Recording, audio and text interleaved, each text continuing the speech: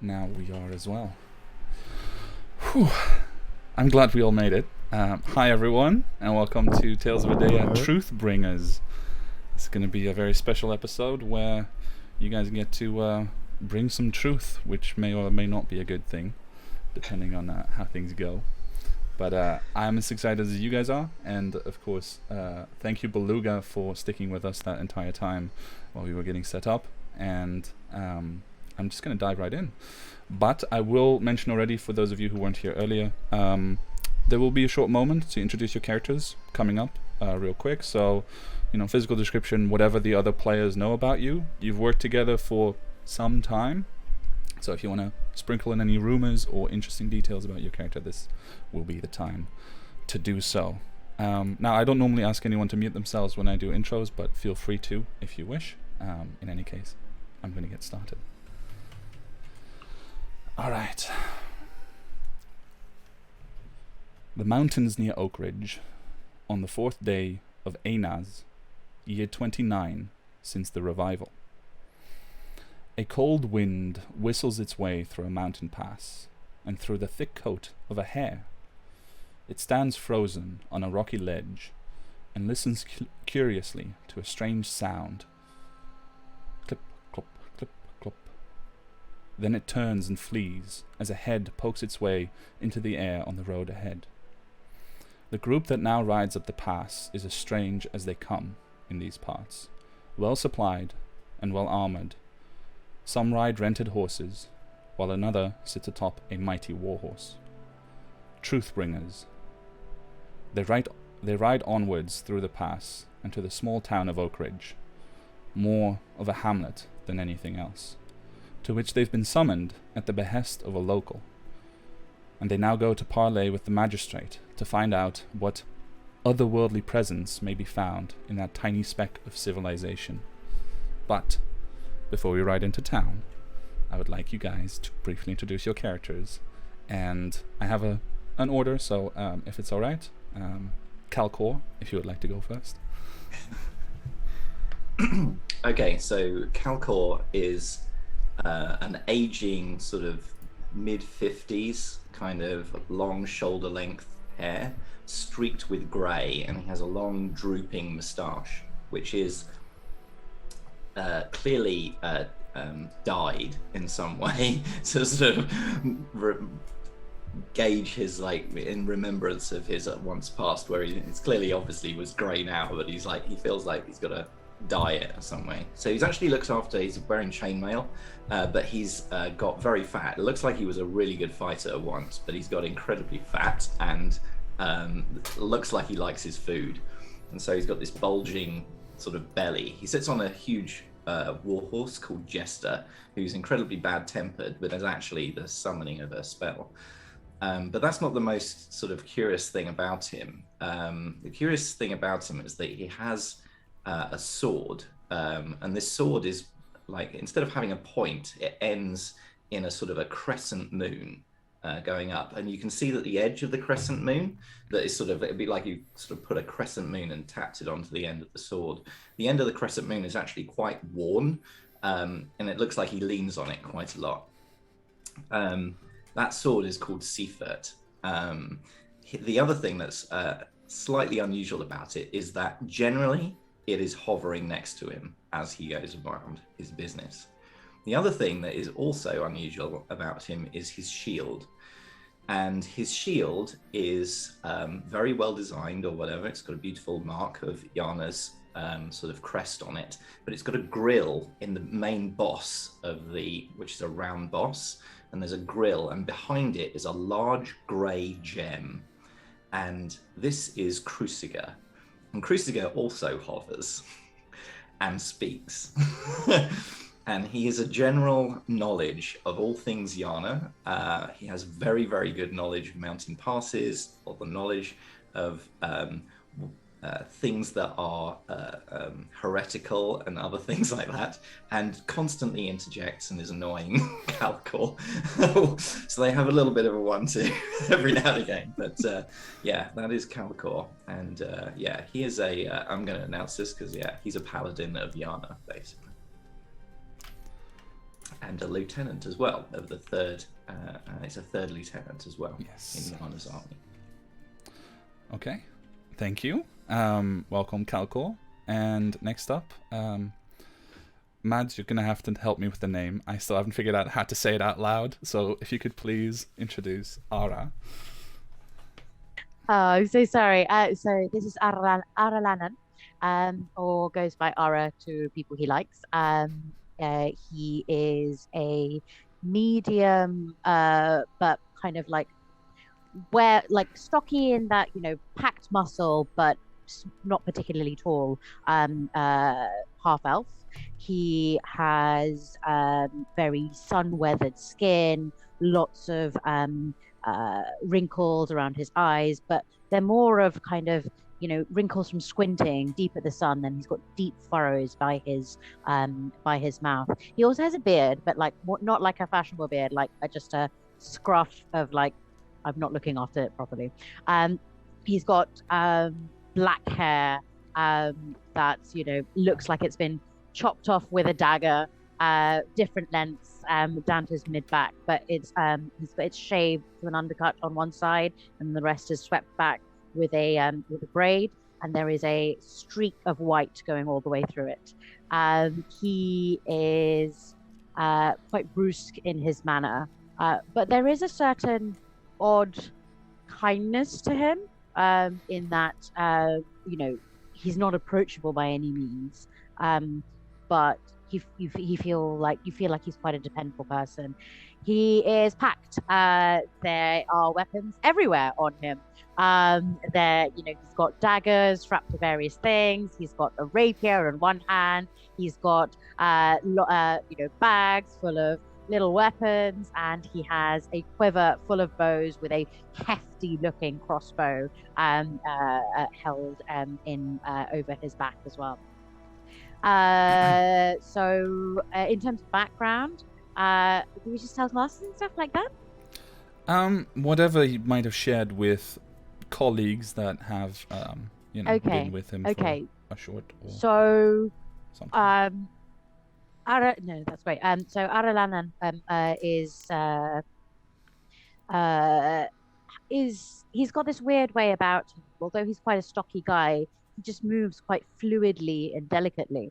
And sometimes his colleagues can find him a little bit shifty and not really in way with keeping with Jana, but on the battlefield he is dependable and decisive.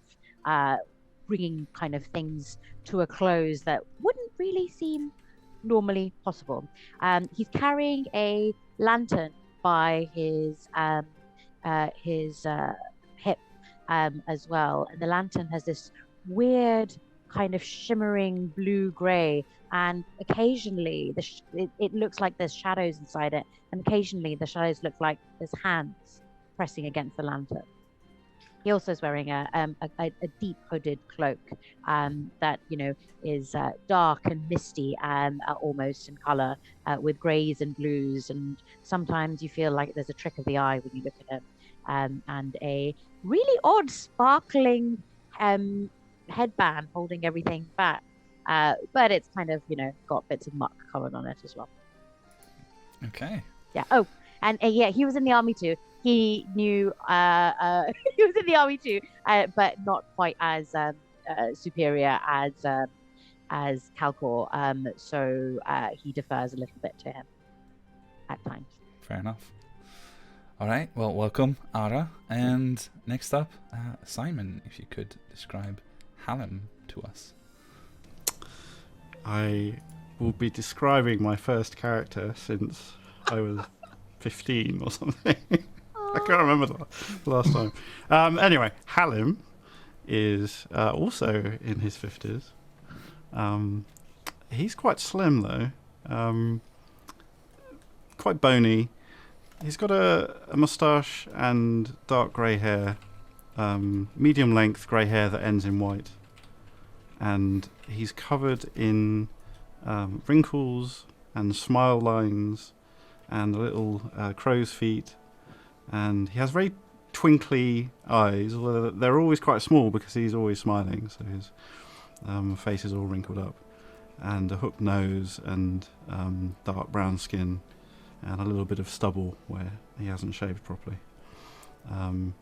And his most notable weapon is a longbow, which is very carefully wrapped in old rags, and then put into a bow bag, which he looks after very carefully. And like everything he does, he's very meticulous and careful, and always smiling, always seems happy. He likes killing people. And in the army, he was also in the army, his rank was Sergeant Special. All right. Welcome, Hallam. Thank you, Simon. Matt, if you could describe Key, or the full name, as you have so cleverly picked it. Key Ling Yu. You're muted, by the way. Key is a dwarf. He looks as if he'd be in his mid-30s, but when you look at Key, you realise that you really can't place how old he is. He has his hair jet black hair tied in a top knot and then undercut underneath, though he has thick black mutton chops going into a moustache, because it is his theory that a dwarf is not a dwarf without some facial topiary, and while he does not want to grow a full beard, the mutton chops shall suffice. He looks, I say, quite young. He's dressed in quite loose black cottons and silks wrapped around him, but your eyes are immediately drawn to two things. On his feet are a pair of bright ruby red slippers. It's quite stark contrast to everything else he wears, and he is this young, shadowy, black clad dwarf in these bright red slippers. But once you've got over the slippers, you notice as well his bare arms, which at the first glance you think actually maybe that is part of his attire, but no. On closer inspection, you realise that his arms are wrapped down in what appear to be tattooed tendrils, curling around his arms and then ending on his hands with great claws finishing over his knuckles. He's a very quiet dwarf. He does not talk. He will not talk. He joined the group as a monk serving in the Empire of Truth, and took a vow of silence upon entering the order that could not be lifted until the Empire was victorious, truth discovered and brought about, and dissenters silenced themselves.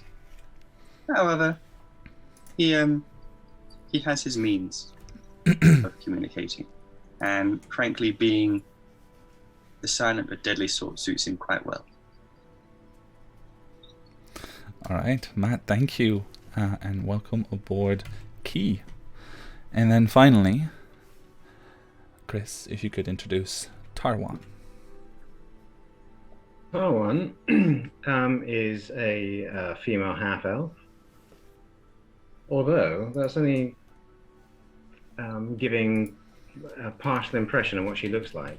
When you see her, you would think that she was one of the elves of legend returned to this land devoid of elves. She radiates beauty.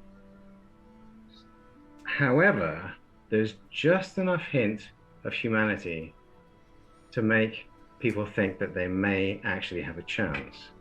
So she's both beguiling and out of reach at the same time. Yeah. She dresses in a studded leather armor, which is black or dark grey, but is sort of slats of armor with fur-lined material underneath to provide flexibility. And over the top of it is a great white coat split in two at the bottom at the waist for riding horses and easy movement. And it has a back to it that comes up surrounding her head. Her attitude is generally businesslike, and she keeps to herself. She has a light crossbow hanging from her waist, clearly a dagger, a quarterstaff, but the main item of interest when she is investigating and working on behalf of the organization of the Truthbringers, she almost invariably has a rod in her hand. It's not ornate particularly, but it's invariably what's in her hand when she's going about her business. Her hair is blonde, but it's actually quite short cut around the sides and back, but with a long bang that occasionally, deliberately or not, covers her face. Woven through this hair is a very elven circlet, which lends her even more of that sort of imperious authority, elven sense to her. Now, she wasn't in the army. She has been a Truthbringer for over 10 years, as far as anyone knows. And she has a reputation for being able to find any secret from those that she questions. As I said, she keeps to herself.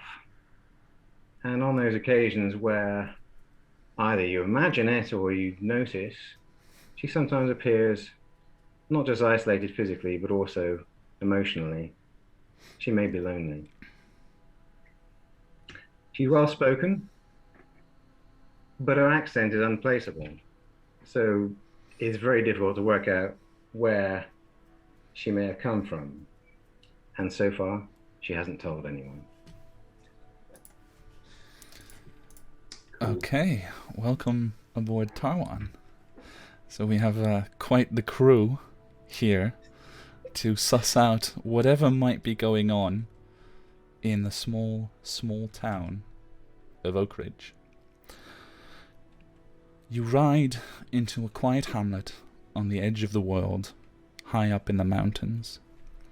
The air is thinner and cold, and the ground is mostly rocky and bare. Yet, while the slopes around you are covered in snow, the path has been kept clear by what seems like a deliberate effort from those living up ahead. You arrive somewhat late in the day, and the sun has already begun setting, having disappeared behind the very tall slopes near you, leaving you in a sort of twilight right before nightfall. As you ride into town, you see a very small guard post on your right. And as you come by, it opens, and a surprised-looking soldier in simple but warm gear holds up a lantern, though not quite necessary yet. And he steps outside and presents himself, looking at you curiously, a growing respect on his face. He takes in your fine gear and weapons and your general bearing, and he seems content to merely nod at you as you pass by. Do you wish to stop and speak with him, or do you move straight on into the village? Helko will just ride straight past him without barely a nod. He doesn't even steer Jester around him. Okay. Alright. Then, in the village proper, Wait, sorry. Yeah, I have a question as well. Sorry. no, please do. Does he? What does he look like? Does he look trustworthy? Does he look shifty? Like, what's my kind of measure of him? Go ahead and roll an insight check for the first roll of the evening. I'm so jealous. I'm sorry. You can do it if you want. I don't mind. No, it's fine. I was just trying to get like dice that match because all of mine are like pretty Edeah dice, and I need to get like tough Aralallan dice. Here we go. Insight roll. Oh, that's not terrible. That is a 16. Okay. He looks tired. Probably has been on guard duty for a while. Cautious. You are strangers coming into a small village, and he is probably one of a few armed men. So if you do decide to cause trouble, it'll likely be him who needs to be killed. So he is not extremely friendly, but he seems to recognize your status, if not who you are. And as a result, he remains respectful. So my question is, as Truthbringers, Yes. how do we negotiate society? Do we have a badge? Good do we question. say who we are, etc.? You have the necessary paperwork with you if you really needed to prove it to some kind of authority. But in places like these, being who you are, equipped as you are, is enough. Because even if you weren't truly Truthbringers, there's no one who's going to be immediately able to stand up to you. And on the other hand, if it came out that anybody impersonated Truthbringers, the fearsome reputation of your organization would put a swift end to any imposters, regardless. So you have sort of a carte blanche, and on top of that, you have the power to essentially declare anyone deviant and treat them as you deem is the truth, is the way to treat them. So you have quite a bit of leeway, even in the face of something like a magistrate or a lord or a captain of the army. You are quite independent. All right, I'm gonna slow down. Okay. Tip my head to him. Kind of stands And- up straighter. Just say, "Let me see. How is the evening?" It's fine, sir. You're the first ones to come through all day. No trouble. Not that I know of, sir. Nothing on this side. Carry on. And I just keep. Thank you, going. sir. Tarwan's going to guide her horse close to the man, and she's going to smile at him and then gauge his response. Okay.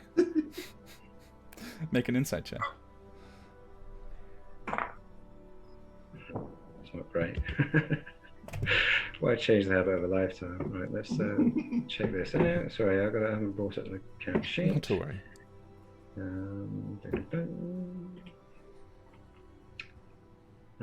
Insight.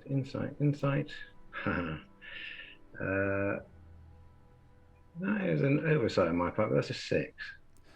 I was hoping, yeah. I Oh, well, would never mind. say Tawan feels quite confident that he is taken with her beauty. Okay. Excuse me, my good man. Yes. Do you know yes, where we of might course. find the magistrate Duncan Marshall?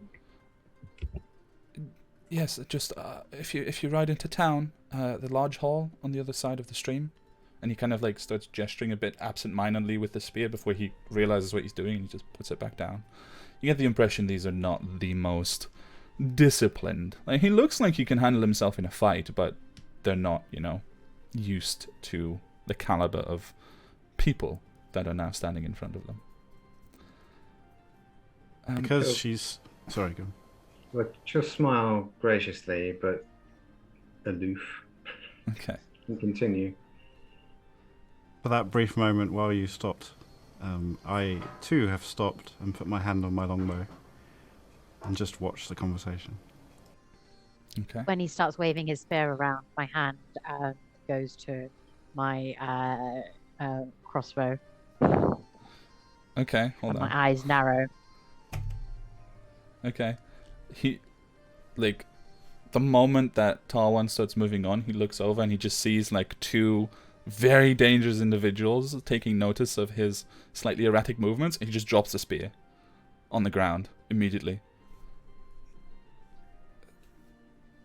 Just backs up, like, starts backing up into the open watch. Okay. Do I hear that? Yeah, the That's spear cool. clattering to the ground. Okay. It's probably worth pointing out that wherever Calcor goes, he emanates a intense fear around him as he goes. It just hits everybody, and it's the sort of thing that quietens pubs as he gets in. He leans, it's like he hears the spear go and then looks over his shoulder and then sees that you've stopped. What are you doing? Come on. I need some food. Let's go. We should continue.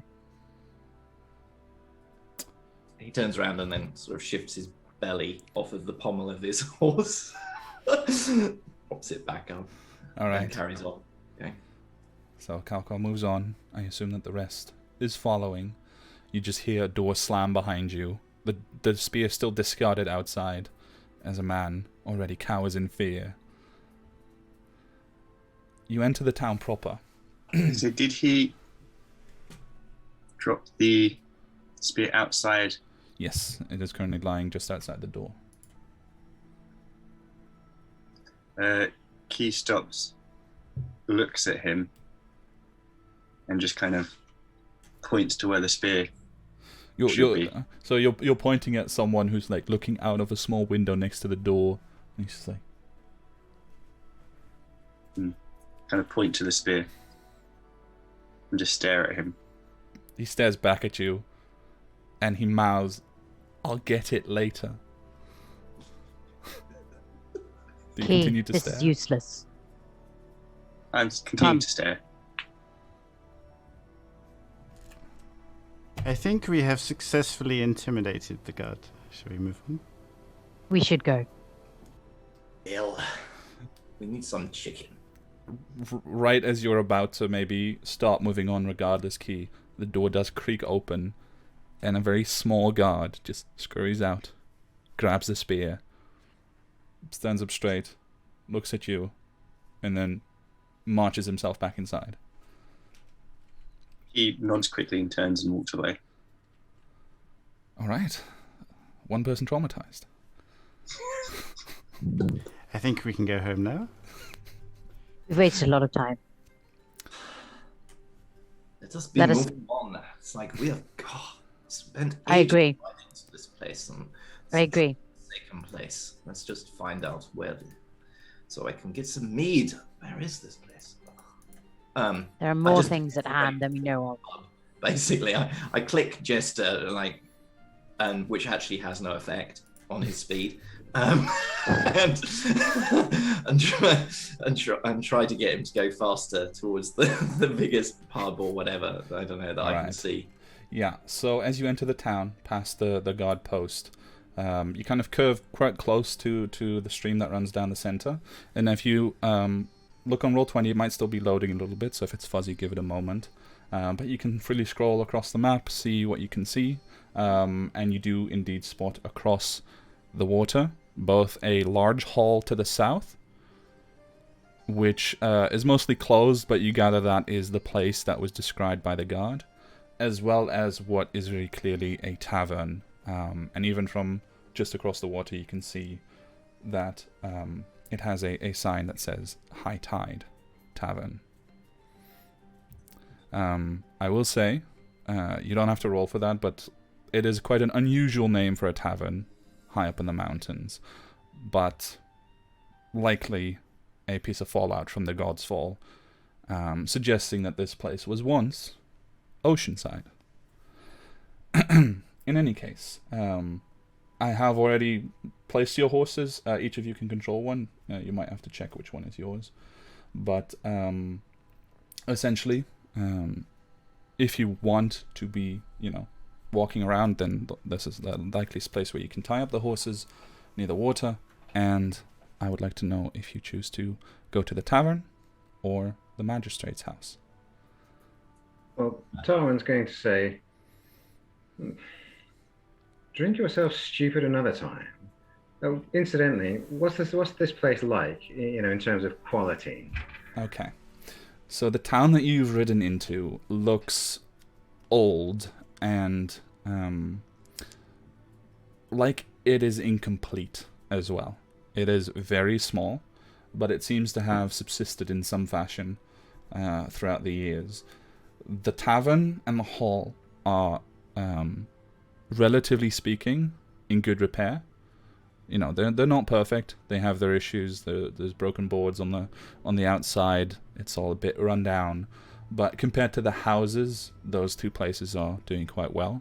The houses themselves are definitely more poorly maintained, and you gather that the people that live in them either do not have the time or the money to properly fix their houses. So you see poorly patched thatch roofs. You see actual very poorly repaired holes in the walls, shutters that don't close properly. It does not look like a prosperous town overall. Okay, so she's going to continue by saying, we really should see this magistrate, unless you want to spend more time in this shithole than's necessary. Well, I would like to get some food, but I'm sure the magistrate will come to us, He will come, I'm sure. Eh? The magistrate first. Magistrate first. Every time. It's just... It's like, okay, he pulls a gesture viciously to the left, but which makes no difference until it happens twice. And then he's like, lurches him over, and then it's like, whatever. Oh, my back is killing me. It's just a ridiculous place. Okay, we go. I'm going to start riding alongside Cal and just watch with amusement at every problem that you have with your horse, just with a slight shake of my head. Yes. Look, go. Look, stop. Look. Talk to Krustiga. He was it. Krustiga, what do you know about this place anyway? Anything we should know? You've been quiet annoyingly for the entire time. You told me to be quiet. I always tell you to be quiet, you useless. Look, tell us about this. It appears to be a small town called Oak Ridge. Well, amazing. You have enlightened me amazingly. Well done. There's a small silence, and then it goes on. There were many towns like this that have appeared not where they belong. Based on the name of that tavern, I suspect this town was once on the coast and likely dedicated to Valcour, one of the old ones. Okay. Well, do we know anything about this magistrate? I'm afraid I do not. Okay.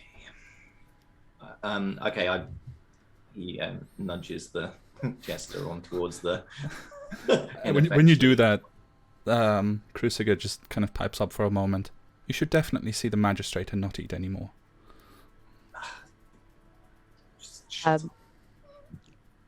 If I wanted opinion, I would ask for it. No, Tara's fed up with That's rather than snaps. Arrow's fed up with all of this, so he's kind of rushed ahead Okay. towards the magistrate's house. So And I'm going to give Jester a slap on the back. Make Make Jester go on a bit. Fine. Oh, stay away. Damn it. Right, Towan's going to edge a horse after. Sorry, who did you say? Ara. Ara. Aladdin. Assuming there's anywhere to tie the horse up near the magistrates, she'll ride as close as she can get. All right. Yeah, you can definitely move them down close to the magistrates. Essentially, the trees by the stream are your best place to actually tie them up so that they don't wander off. And you, in fact, already see one horse that's been left there as well. That is just quietly like nibbling at the very barest of surviving weeds and grasses that have been trying to push out between cracks of stone. And Calcul does not do that. He rides right up to the front. Okay. And then makes a big show of basically getting off his horse. She flumps down and he basically waves at Jester. Go over there, Time. Just don't look out of place. At which point Jester actually does this. So he's like right outside, and Jester does not tie himself up at all. Okay. Jester's just gonna be here by the house, and as Jester kind of rounds the corner, because you rode up to like close to the front door, right? Yes. So you're essentially very close to the front door. You get off, and Jester just like rounds the corner, and you just hear a startled yelp from inside the building as the horse wanders past one of the open windows, and there's just like, what the fuck, from the background, but you don't know who that is. If I've got a bit of apple, I'm going to sneakily give it to my horse while I tie them up. Okay, not a problem. Do you do that within Jester? Key kind of goes up to Ara and kind of puts his hand out.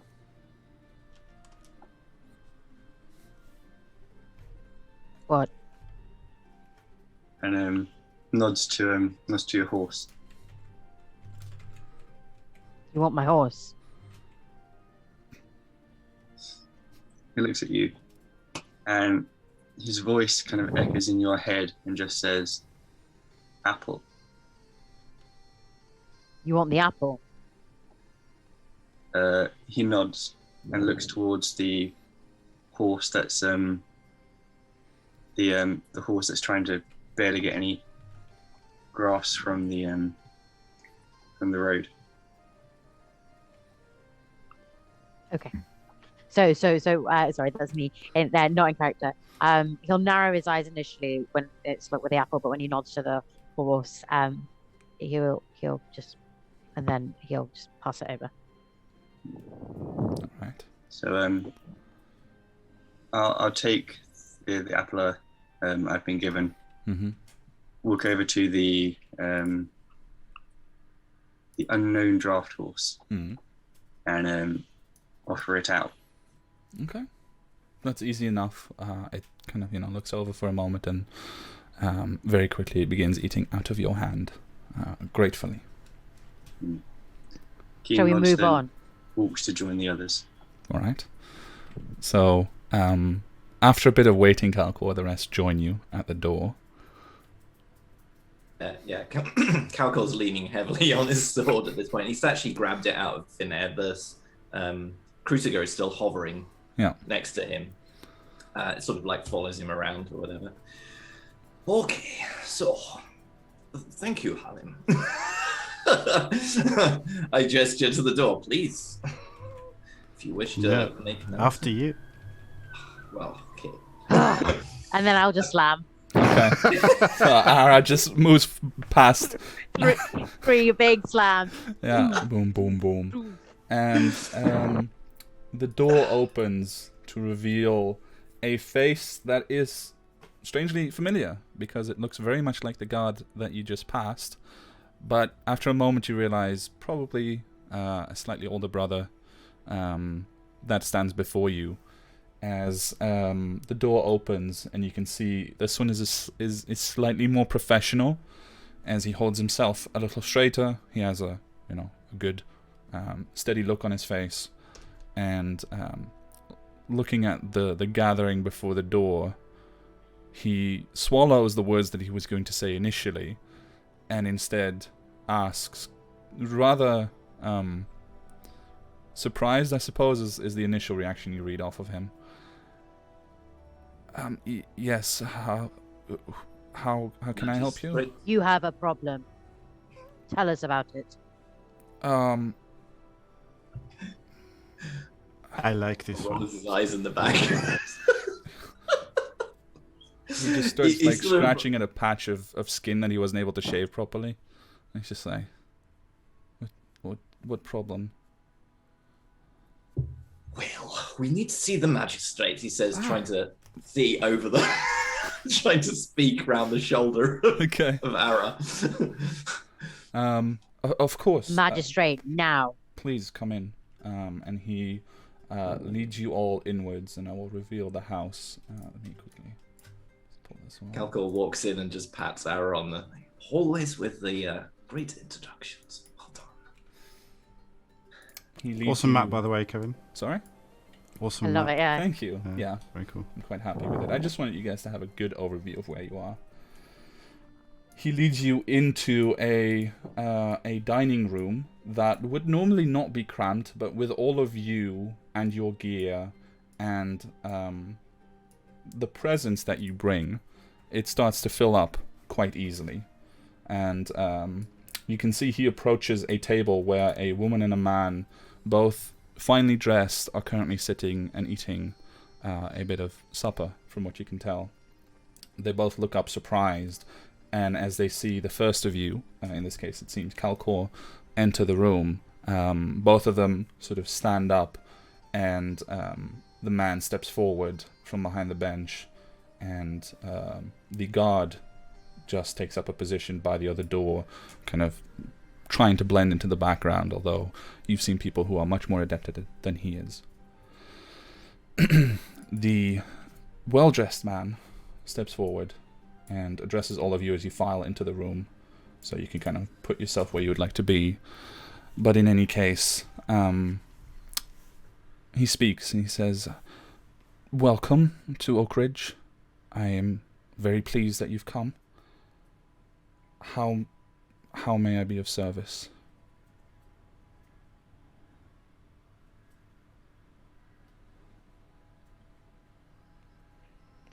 I look over at Ty. He starts sweating from the silence. Sorry, Kevin, I've got a thing that I can do, and seeing as it's a one shot, I think I'll just tell the audience because it seems a little silly to keep it. So the circlet that Tarwin wears is actually a circlet of telepathy. So whilst he's stewing and sweating, he'll be thinking his most guilty thoughts. Okay. So I want to read them. Okay, that is a casting of the Detect Thought spell, is that correct? That's the effect, yeah. Yeah. So, one moment. Let me check real quick.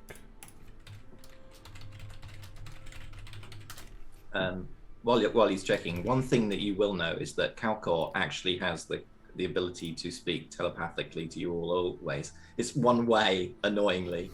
So he has a habit of just just saying stuff and being irritating. And obviously, that means that Ty and Key are the only ones who can immediately speak back. All right, Detect Thought spell, save DC 13. Okay. So let's see. Okay. The Detect Thought spell. As you apply this, there's no noticeable effect from your end. But as you start to sort of pick your way through the warble that is a mortal mind, you do begin to gain certain insights, and his emotional state is apprehensive, first and foremost. There is a great deal of apprehension, more than even you would have expected in this situation. He has some sort of great worry. Sorry, I'm just also reading the spell here. So it says something that looms large in its mind. There's some sort of roadblock that he foresees in something that he intends to do. You don't necessarily read exactly what, but these are sort of the larger themes that you read in his mind. Calcor will know it, realizing Ty's modus operandi, will just walk forwards and go, "Well, are you not going to offer us a seat?" Of course, I did not want to assume that my home was good enough for you. Please be seated wherever you please. Calcor thinks better of answering about that. Just wanders over and grabs a seat and sits down. He's incredibly loud when he sits down or whatever, like wincing the slightly. chair creaks also. It's not that well made, and Calcor Shifts is... uncomfortably, yes. You have a problem. When he What was, is it? sorry, Sorry. I was just going to say before we all sit down or whatever. When we were intimidating him with our silence, and he first saw us, did he look anywhere specific, or was he just looking at us? I'll say you can also try to catch that with an insight check. Yes, my first roll as a player for One? ever, and it's a 20. Nice. Oh my god, that's amazing. Nat 20. So that's 25. Okay, he gave... That's a salmon. Yeah, he knows that. All out now. He gave a To distinctive us. look to his wife, and I'm just going to send you a little more information. Harath, I'll look into that in a second. Harath, sorry. Very used to Tuesdays.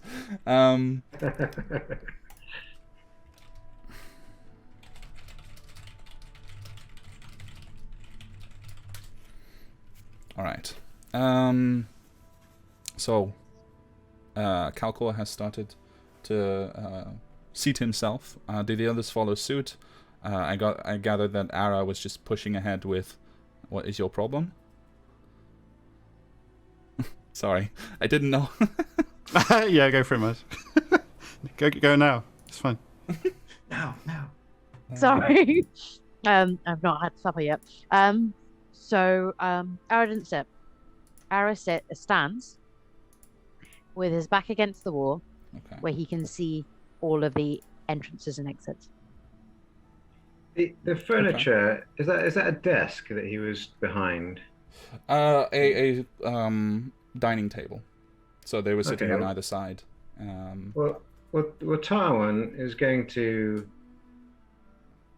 sidle up to his wife, at least the wall side of the wife, and sit on the table Okay. and look at the magistrate. And looking at him, speak to the others. He's frightened. Very frightened. What is it that's going to foil your plans, magistrate? And whilst she's doing this, she's still reading his thoughts, because guilty thoughts often go to what you're looking for. Yeah. Okay, interesting. As soon as you do so, I will send you a little bit more information about his follow-up thoughts. But he replies and kind of stumbles over the words, and he says, I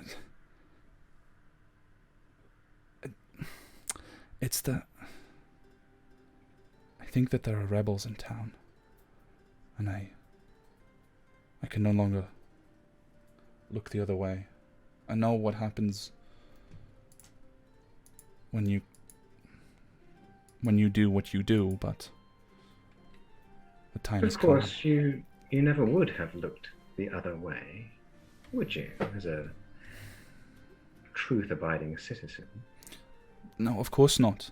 I mean,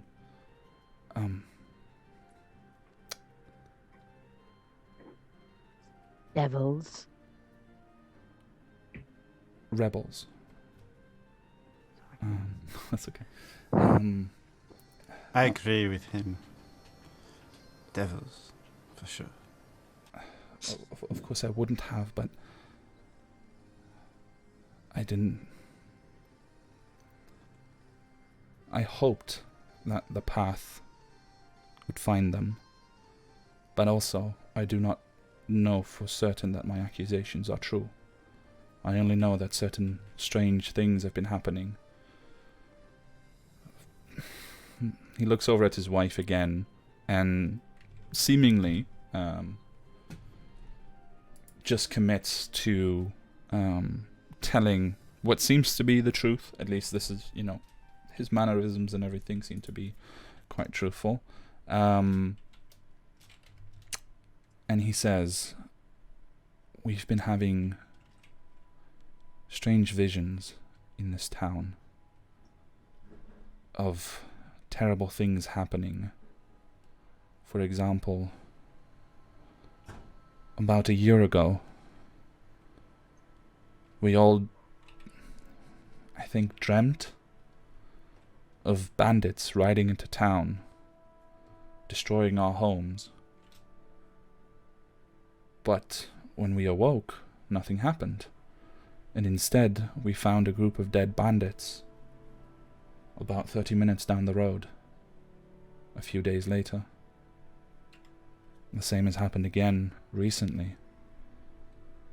We had a vision of a flash flood coming down the mountain, the snow melting unexpectedly, and our little village being flooded.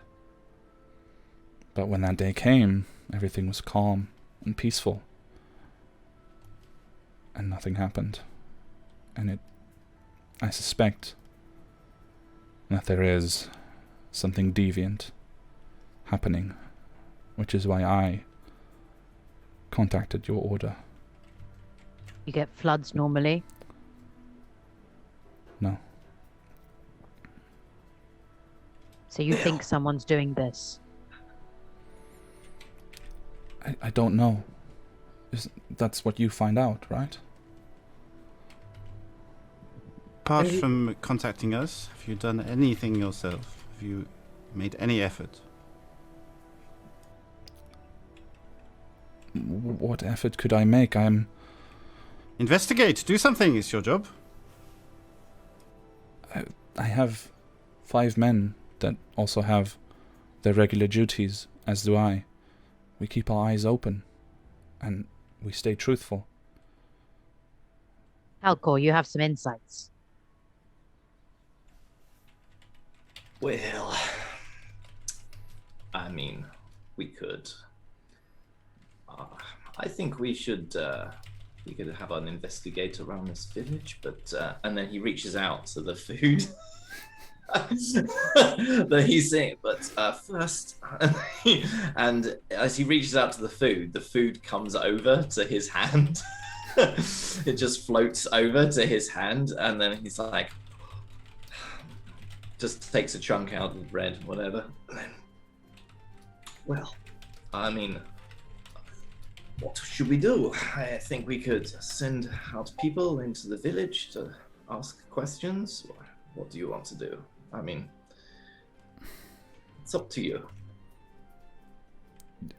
While he's eating, I'm going to head to the exit and have a look around the street to see if anyone has followed or is taking an interest in our arrival. Alright. Go ahead and make a perception check for Hallam. In the meantime, as you exit the room, the magistrate will pipe up one more time, and he says, I don't know what this is all about, but I do suspect it's connected to strange travelers that have been passing through over the past few weeks. There we go. I don't Wasn't know. so hard, was it? Eh? You'll see. Ty. Do I believe him? Make it I look over at Ty. Ty, what's he talking about? Find out. Key? Key looks to Calcor, and his voice kind of echoes in your head. They dreamed of bandits. The bandits were dead. They dreamed of glacial floods. Have they checked upstream? So, you think something's happening elsewhere? You can't reply, I'm afraid. I Just can. out loud. I can telepathically wonderful. speak back to you. This is going to get complicated. It's annoying, like, yeah, Calco's annoying like that. I don't know. But if one thing was prevented, it is likely, or possible, the other was too. I'll quickly announce that to everybody else, so that they're all in on it, effectively. Okay. I got a 9 on my perception. Okay. Looking outside very quickly. You've got help there. I can't see. Yeah. No, rather what you get a little distracted because you just see a very grumpy warhorse peeking around the corner and just like kind of looking at you. You look back at it, but you look around and there's nothing happening outside. You see one person entering the tavern, presumably from having relieved themselves outside, and then that's all the activity that you spot. All right, I'll pat the horse on the nose. Does it bite? I don't know. It would probably try to nibble him, but because Calcol's not there, it's probably, I don't know. If it's anybody he doesn't know, he'd probably be fine, actually. Okay. Annoyingly. If Okay, Calco very was good. there, he'd probably try to bite him. Just for show. Sure. All right. So you look outside. Ara, you wanted to do an insight check to determine. Yeah, I don't believe him. Okay. I mean, you can also just decide that regardless of an insight check if you wish. Yeah, no. I want to see. I want to see if I believe him about the travelers. It feels like a bit too easy. Okay. Go ahead and make your insight check. Sorry, that's cocked. Oh, that is 19. You scrutinize him closely, and you can see the beads of sweat, the way he licks his lips, the way he looks around nervously, and you think that he might be telling the truth. Rather under the motto, perhaps, of if somebody were going to lie, it would be a better lie than this.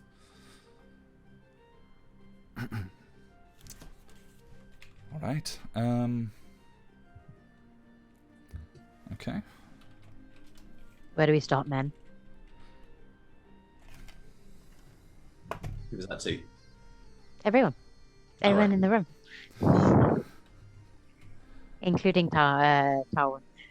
I will Yes. say Cruciger pipes up for a moment at that question and says, perhaps you should torture it.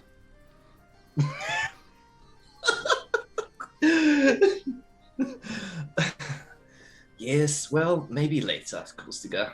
Like, what do you suggest now? Is there anything that that in your that you have come across that you remember about visions?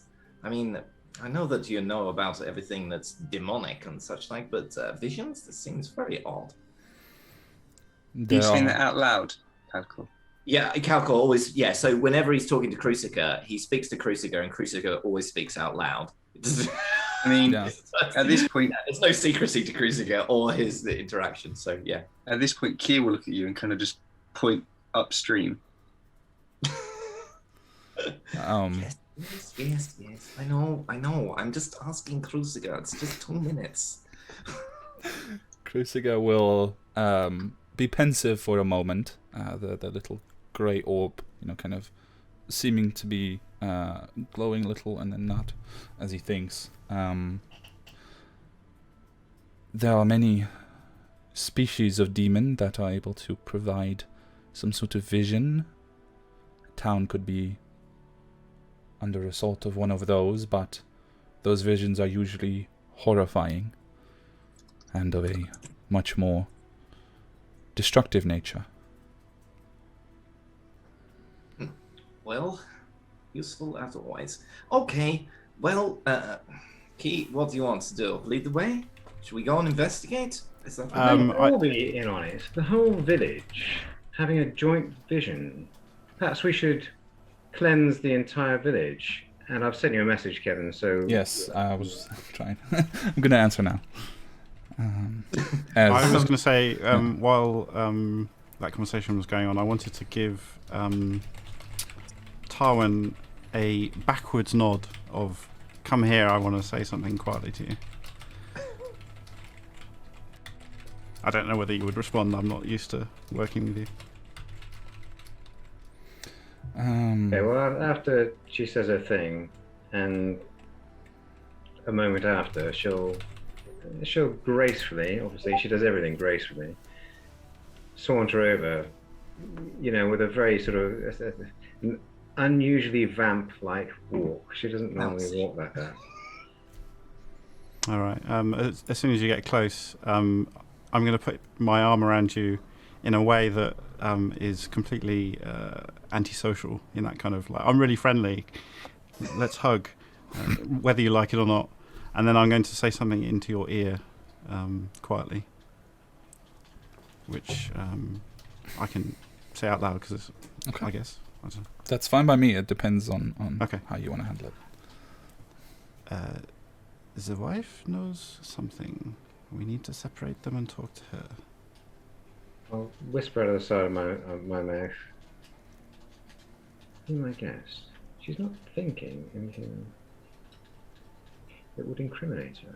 And I'll shrug out of your over-familiar embrace, as though it was slightly dirty.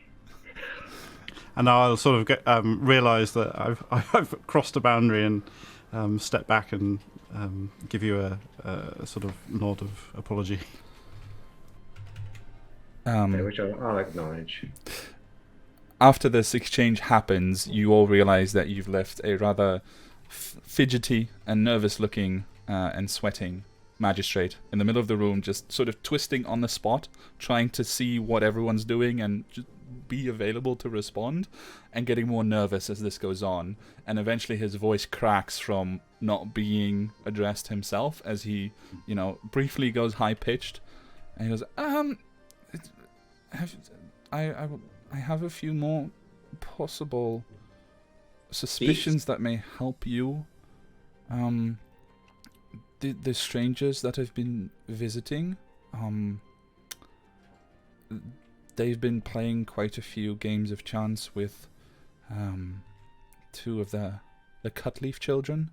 Well, they're adults now, but I don't trust them. So perhaps you could look into those. They are just across on the west part. Chris Harris, you're muted. You don't trust the Cutleaf children, or you don't trust the strangers?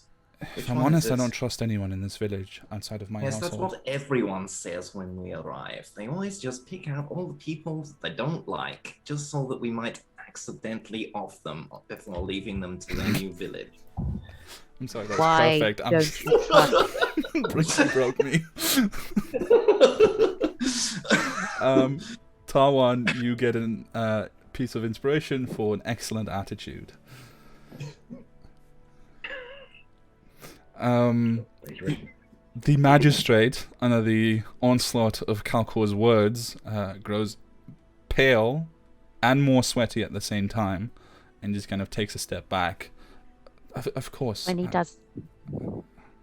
Yeah? Sorry, when he does that, I'm gonna, narrow my eyes. Why don't you trust anyone? What are you doing that is against the path? You mistake me, sir.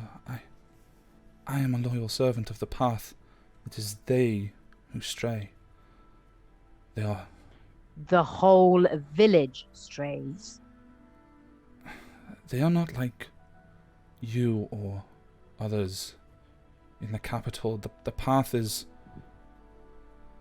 a rule that they must obey, not the way of life, not the path that they must walk. That is part of why I was sent here, but I will admit I am at the end of my wits. Kalkor will look over at Tar and look back at... he's actually just going to say, he's like, So, you going to do your mind read thing on this guy? I'm just going to question him. You're muted.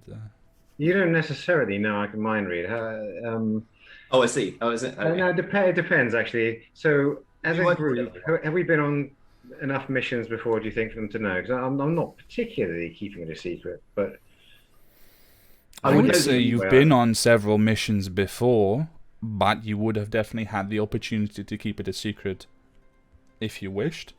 Although if exchanges like the one with Hallam just now would be more frequent, then she's not keeping it a secret from her fellow Inquisitors, if there's Truthbringers. yeah. But she does Also, frown. I'm doing that using telepathy, by the way. Sorry, I'm not saying that. Okay, fine. That's different. Because Sorry. The announcement of that was something that would have furrowed her brow. Sorry. Her I'm just. skin would have. If I may, I'll suggest that perhaps you think it was out loud before you realize it was just Calcor's voice in your head. Yeah. So there is a spark of irritation Wait. on her face. She gives you a significant look. And is the wife sitting down? She is. In fact, she's returned to eating for the moment. Very delicately, but she is. Tarwon will look at her and look at her chair and cough meaningfully. Trying to basically say, "Get out of your chair," but without saying it. She looks up, and there's a slight start. You feel no change in what you have been receiving. And she stands up and, very carefully, she's being as ladylike as she can be, although you gather that she also does not have the experience with high society that all of you have potentially got. But she stands up from the chair and pulls it back and steps to the side. Almost probably bumps into Tarwon, I suppose, because you were standing quite close, before she shuffles over and tries to get past her husband and goes to stand in front of the hearth with her back to it, to face the room. Okay, so she'll then say, Magistrate, Duncan, may I call you Duncan? Of course. We are here at your service. I, myself, and Curly. Yes, of course. And Ulrich. Please sit. And she gestures to the chair opposite. He looks over his shoulder at his wife and then turns to go and sit opposite you. My dear, she says, without looking round to his wife, perhaps you may have a conversation with one of my colleagues. I think Of course. we need to put the good magistrate at his ease. And she takes a pack off her back and takes out an ornate box and places it on the table. It has a couple of sort of hinged covers on each side, which she opens up, and inside is a very detailed, very delicate dragon chess set. And she begins laying it out between them. As you're doing this, you hear a voice from behind you as Cruciger pipes up and says, "Is this the beginning of the torture?" This is out loud, of course, because they're all Yes, there. very much out loud, and the man pales again. But I do my best Yes, to it's the smile. beginning of the torture. Every time I watch Dragon Chess, it's so boring. Oh my gosh. She keeps doing this every time. Oh, my go ahead, Tar. And he reaches, and then he manages to pull over from across the table. He just pulls it over to him, a glass of wine, and then begins drinking it. It's just like with a bored expression on his face. All right. I would also. Sorry. I would also like to go over to the wife. What was the name of the wife? Kiralee. So Kiralee. yeah. And just quietly while this conversation has started, say, we need to have a look around this location. Could you show me around your beautiful house? Certainly, not a problem. Would anyone else like to join us? and I'll just look comfortably over at everyone else. Whoever wants to join is free to join. I look over at Key. Yeah, I will as well. Yeah. I'll look over at Key and just. I look over at him and I speak telepathically to you. It's like, he can't look after himself. It's just a mischief. Yes, that is why I need help. Oh, I didn't hear that, did I? Sorry. Oh, I will actually. I can send it to both of you. I actually probably would send it to both of you, but you just can't answer back. So I'm just staring at Key's slippers all this time. So Key, what would you like to do? Oh, Key's been kind of staring, kind of looking out the window. Can you just remind me, the draft horse was on the way in. How does it look in terms of nourishment? It looked fine. It wasn't especially malnourished. A typical working horse that you would find in a place like this, perhaps appropriated for travel rather than for actual work, which is not where they shine, but it does happen in places like these where the horses are few. He's just been trying to eat the barren grass, and he's just going to be staring out the window. He'll turn around, just nod, and then kind of stare at the magistrate, point out the window, and just he's also fill his head. And you speak of the way of light. What? A village that does not care for its beast of burden has no future. That's not then ours. It's he'll a just- traveller. He just says out loud to words that nobody's heard except for him. So as you're setting up the dragon chess, and Key starts to head over, I think you said. Yes. The magistrate just kind of says out loud to the room, "It's not our horse. We haven't got any horses in the village. It was brought here by a traveller." He pauses, looks to Calcor, kind of, and just goes, "Your turn. Explore." Smiles and walks off to follow Halim and his wife. So Kiralee will Algol lead. looks annoyed that he's now got another thing on his to-do list. It's like, All right. thought he'd effectively delegated there, and it's like, oh god. No problem. Kiralee will lead the two of you out of the chamber back the way that you came first, and then starts leading you throughout the house. But first, let's sit down with Tawan and the magistrate, as the dragon chess set has been mostly set up. But if you're talking while finishing, then please feel free. So she's basically, talking in a way that barbers throughout the world do, to relax and settle him. It's all small talk. It's light-hearted. It couldn't be done better. But I can't do it that well, which is why I'm not doing it. That's fair. Cool point, actually. Calcor will actually back off and move his chair outside of 10 feet. Okay. So that he's not scaring the shit out of this guy. Is that aura permanent, or do you have to activate Yes. it? It's Okay. like permanent, just emanates from him wherever he goes. Interesting. So, yeah. 'Cause that's- So he's quite aware of it, but yeah, it's not, yeah. So he's just going to sort of back off like 10 feet and then put his feet up, and he'll obviously take some food with him and just use it to pull over. But he's going to look bored, but he's actually really interested in what Tal's going to do. Okay. So, some of what she said is, I'm sure a man of your standing is a great expert at dragon chess. She'll look around for any evidence of this, and if there is none, Absolutely ignore none. it. Ignore it as though she finds trophies and all sorts around the place Yeah. dedicated to it. I do find after such a long, arduous journey, it's nice to relax and enjoy the company of one's hosts in their marvelous abode. He kind of pauses for a moment, and he's definitely struck by this change of pace, and it definitely helps that a certain person is no longer as close. So you see him start to relax, and pay the attention to you, Tawan, that you are used to.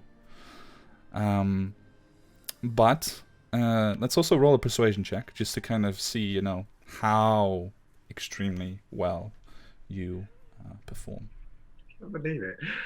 Oh dear, I rolled a natural 1. Does that apply to these, there's no critical fails on No, I skill didn't think checks. so. So how can I scratch that up? So persuasion, that makes 9, which is most frustrating. Whether you wish to or not is up to you, but you do have 1 point of inspiration if you wish to use it. Oh, I do. So that's an advantage roll. Yeah, so you can just re-roll it. Let's just do that. Be done with it. Thank you very much. Oh, there's a natural 20. So what do you know? 28. Nice. So the coin flip die. All right. So it is one of your finest performances of this particular art of conversation and interrogation that you have ever put on.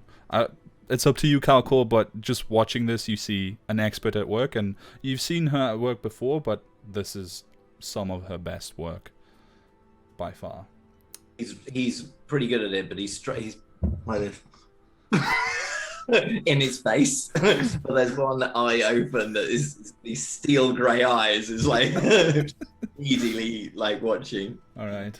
So yeah, the magistrate definitely visibly relaxes before you. His face kind of settling, his breathing calming down.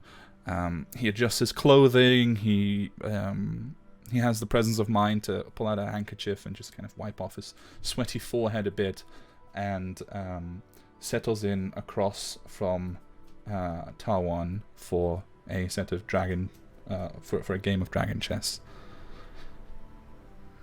Just out of interest, what were they drinking? They were drinking wine. Is there a spare glass?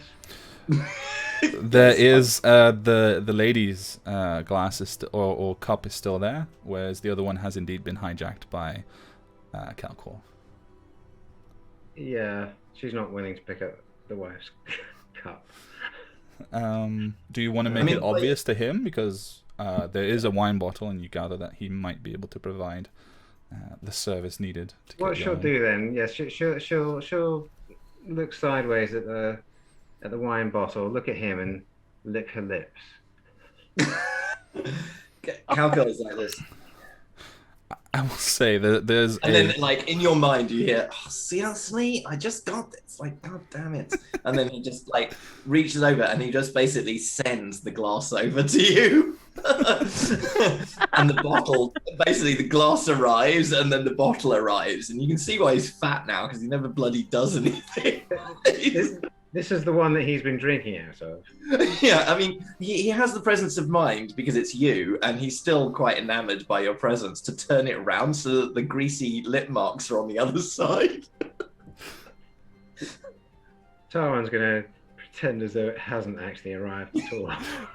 From the other side of the table, as this is happening, he completely misses the flying wine glass coming closer, and instead there's just, as you make your move, there's just a brief moment where he forgets to breathe, and immediately he stands up and he says, "Let me just get you a glass as well."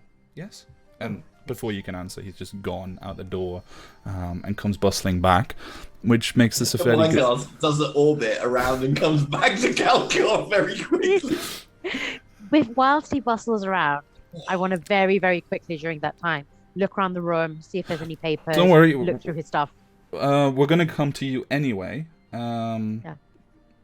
Because... Oh, yeah. So, first we're going to go to Hallam and Key, as you are led out of the chamber by Curly.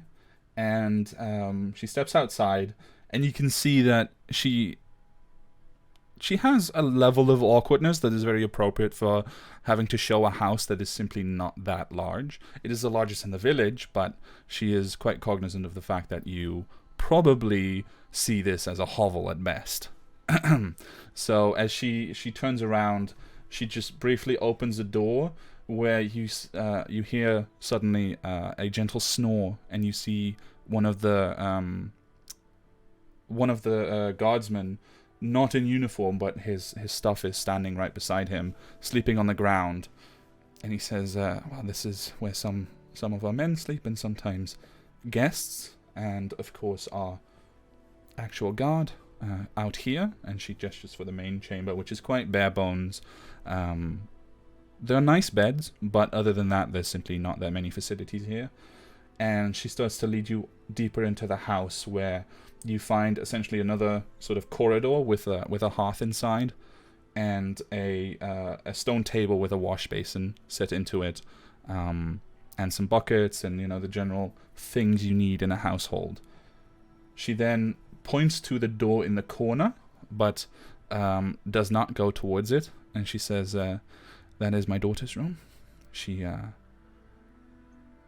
is not well suited to company, but of course, if you wish to speak with her, I will summon her at once."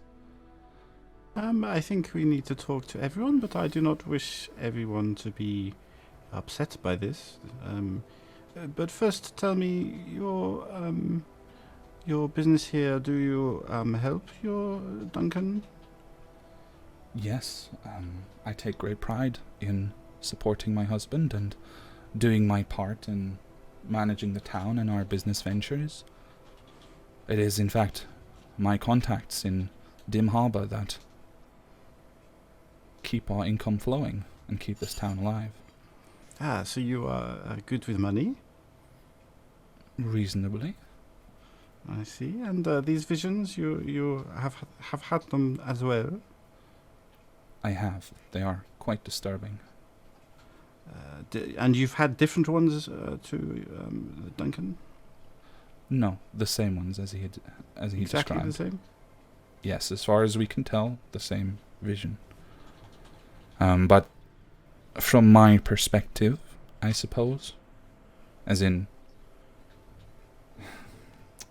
Duncan calls them dreams, but I really do believe visions, or might have beens, would be more appropriate. You think this is something that's happened, but you see it happening? I've wondered that. I'm no expert on these matters, and Oh, none of us are. you must forgive my husband for stumbling across his words. He is usually quite well suited to these situations, but you are quite an intimidating group, as you should I be. don't think so. And when do these things happen? These dreams, visions? The last one occurred, I believe, about 4 to 5 weeks ago. And time of day? Do you remember? I do not.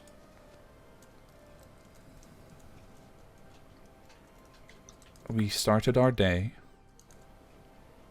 and throughout the day we realized that all of us had had an experience.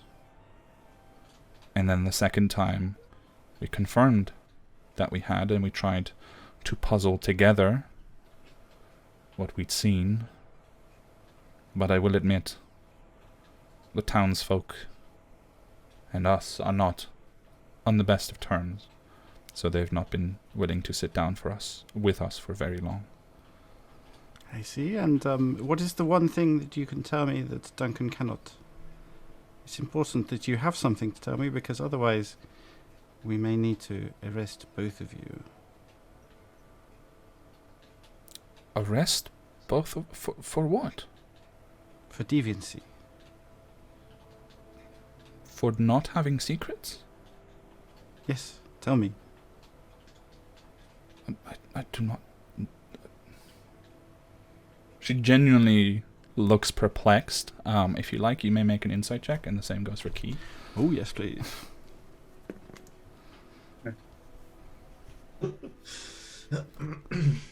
23. Okay. Key, did you also make an insight check? No, I've been just looking around Okay. the house, and I'll get All right. come to you in a second. So, Hallam, she seems exceptionally confused. and very good at seeming confused. You're not sure if this is an act or if she is genuinely as confused as she appears. But reading anything beyond that is simply impossible. The performance is sufficient. Not to fool you, but to throw you off the scent for the moment. And one last question. Your money things. I know nothing about money. What do you do with that? How do you make money? What is your... Oh. We hire many of the townsfolk and employ them in gathering lumber. We sell it in the harbour, and with that we pay our wages and make a small profit. Thank you. You've been very helpful. We are here to help, as much as my husband's attitude may seem more that we are here to wilt, but I promise we are genuine believers. We are on your side. As this conversation has been going on, the magistrate's house is a single-story dwelling. Yes. Do all of the rooms look like they go up to the ceiling? Yes. And everything we've been in kind of doesn't look like there's another level or what are they called? A half sort of thing. I will say you can make an investigation roll, as you've had some time now to really look around in detail. 16. You feel fairly certain that there isn't a hidden half floor above.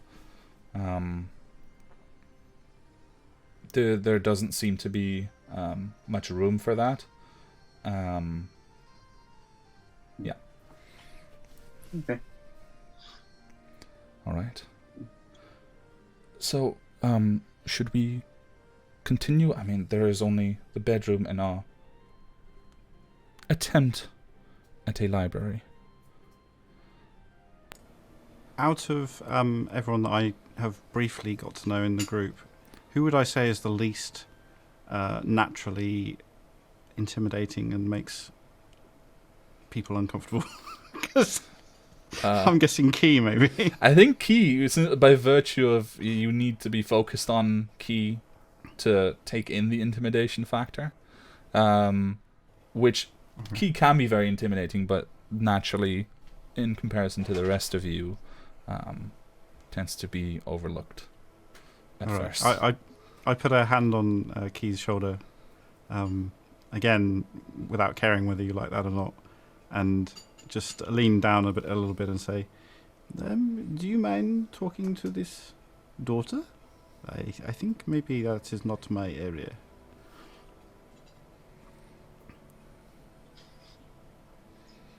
Key smiles. There's sort of inside jokes going on and just nods. Thank you. The lady of the house looks a bit surprised at this, but then just briefly goes on to lead Halim towards the library, which seems to be just a room with 2 bookshelves that are mostly still unfilled. There are about, you think, 20 books here, which is not uncommon because there are not many approved books, but from what you can tell, the ones that are here are all about the path, the faith, or, your more typical fiction that is allowed within the Empire. Nothing about Valka, was it? I forgot what the name is. Make a perception check. Not bad. 21. None, as far as you can tell. With a 21, you do catch that there is a part of the wall between the 2 bookcases where you could have had something up on the wall, where there is now nothing, and something seems to have been scratched away. Not necessarily relating to Valcor, but just in your look around, this definitely stands out to you as, oh, hey, someone removed something, some carving from the wall, which might be curious if you wish to inquire. Recently? Longer ago. You're not sure how long, but definitely some time ago. Could I try and work out how long if I investigated? I think you could attempt to, yes. Okay. I'll let Key go and talk to the daughter while All right. I investigate. Go ahead and roll a investigation and a history check for me. As Key, you head over to the daughter's room, and how do you approach this situation? I knock. Okay. There's a brief moment, and then you just hear a voice. Not now, mother.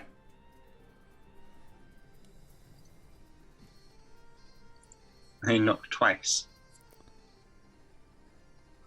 You hear from behind the door, and then the door suddenly gets pulled open very, very strongly, and she just looks confused, and then notices you standing there. Hi? She kind of backs off a little bit, leaving the door open, surprised. She smiles. What furniture is in her room? It's just the bed. It's pretty much just the bed. There is a small satchel in the corner that's not visible on the map, in which you see 2 books, and one of them seems like she just pushed it in there, and both of them seem to be of a religious nature as well. Key smiles, kind of gestures to her bed, kind of hopefully indicating she should sit down.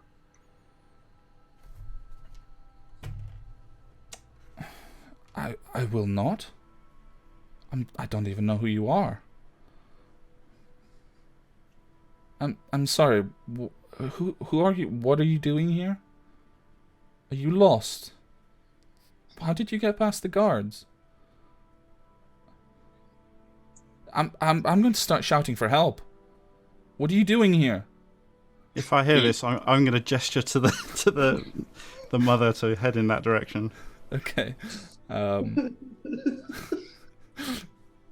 Key raises an eyebrow and kind of smiles at the ferocity of this of this girl, and just again gestures to her bed. No! What? She's about to raise her voice when her mother appears in the doorway, and she immediately steps past you and towards her mother and begins explaining, what's going on, and this weird dwarf is in my room and telling me to get in my bed, is what you hear. She did not understand you. I rolled a 6 on insight. I'm beginning to think I chose the wrong person at this point. But she quickly gets corrected by her mother, and she kind of slinks back into the room, her face red, but she keeps herself, with confidence, and refuses to give in to the shame that she now seems to be feeling, and she sits down on the bed, quietly, not quite demure, but definitely restrained. He smiles, kind of walks in, looks around at the lack of furniture, and just kind of in the corner, kind of opposite where she is, to kind of reduce, I suppose, I'll make myself yeah. be easier. He just kind of sits down, cross-legged. Okay. And just kind of looks at her. And he's trying just to kind of get a sense of kind of who she is at this point. Okay. She's not saying anything. Not that he would. We're just looking at her. All right. Well, you're looking at indeed a young woman. Young girl, maybe 14 or 15 years old. Human, shoulder-length hair, with a very fierce expression on her face, despite having been humbled and realizing that she is in the presence of someone supremely powerful compared to what she usually deals with. She just kind of stares a little bit over your head, refusing to be the first one to speak now. Perhaps out of fear, but perhaps also out of stubbornness. You get the impression she can be described as rebellious, if nothing else.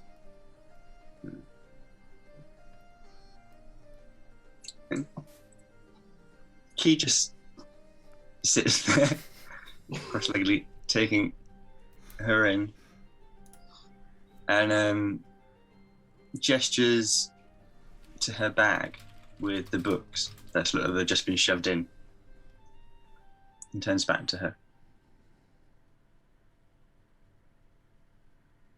She waits. There's a good awkward 10 seconds at least before she gets up off the bed, grabs the bag and the books, and holds them out to you from as far away as she can possibly stand, the full length of her arms. I nod my head and just kind of take the two books, trying my best not to kind of go through her bag. Okay. So you take the two books. They are both, as I said, from what you could gather already, you saw the emblem of the Empire and of the Path on the covers already. But they are both relatively thin books. One is titled My Road on the Path, which is not an unpopular book, essentially a sort of autobiography of someone who went, from an unbeliever to one of Yana's fiercest lieutenants. And the other one is a poetry book with religious verses and poetry. I'm wondering, the poetry book, would there be any... I kind of very quickly flick through, make sure they are what they are on the inside, but just kind of looking. The poetry book, would it be popular poetry, well-known verses across the Empire? Yes, it is indeed a collection from various different, especially religious poets, and many you recognize. You haven't seen this particular collection before, but they're not uncommon. That's also why the book doesn't have a name. It's just, a collection of various poems with their attributions, and you think there are maybe 200 pages in here, with a poem on each page. I'm trying to think, would there be any that I probably know off by heart? Yes, I think Very so. well known. I think several, yes. If that has your interest, then you could definitely know several by heart. Well, I just kind of smile and look at her, and then she has this sort of dwarvish voice in her head that just recites one of the poems. One of the shorter ones.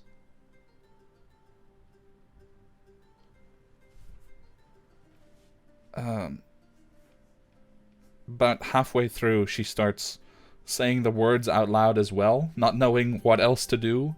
She tries to fall in line, reciting the poem, although there's definitely a slight delay as she is essentially reciting or repeating after you, as she does not know this one by heart.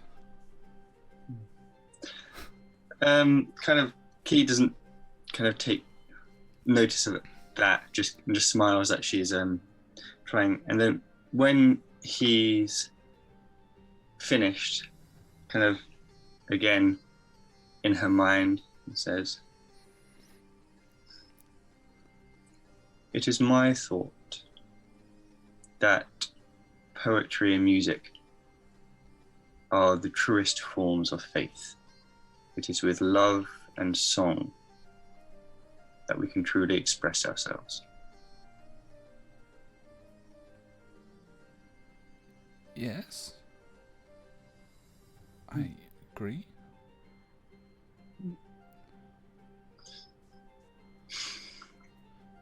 Are you going to kill me? He smiles and raises his hands.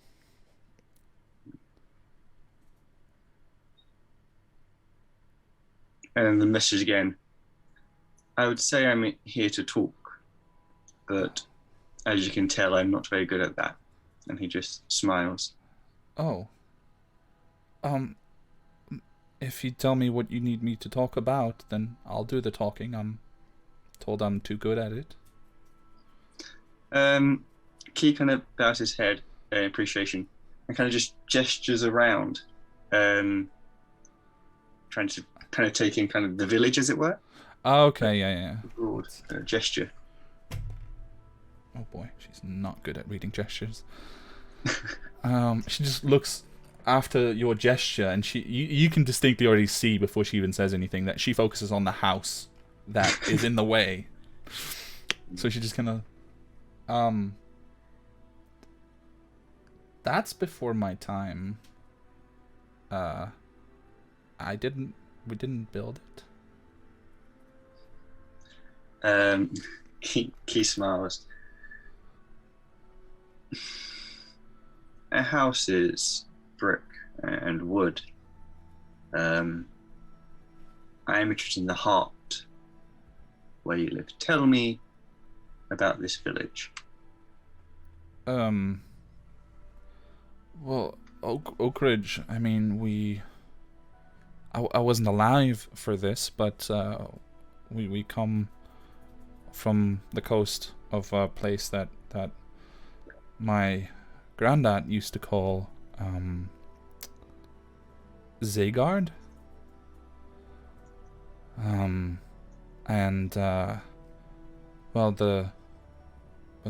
You know what happened, and we ended up here, or at least some of us did, and we've been trying to survive ever since, but it didn't really become possible, or at least it didn't become more than surviving until the crusade came and rid us of all those horrible things that used to lurk in the mountains. And I mean, before that it was not a good life, and now at least we have structure and order, and we have a way of life. It's not, we don't live in abundance or anything like that, but I think we have a good way of life, even if those stupid villagers keep calling my parents tyrants for making them work and paying them wages. Do I get the idea that some of this is just kind of dogma she's reciting to please me, and that the crusade came and saved us all? Do I get that she's telling me things I want to hear as opposed to what she wants to say, rather? Roll an insight check.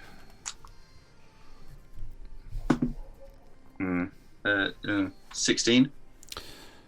You get the idea that she's definitely saying certain things, especially touching upon the crusade, to appease you, but there's nothing else that she wants to say. She just doesn't have much information to provide, so she's padding the conversation with a pleasing take on history. Let's put it that way.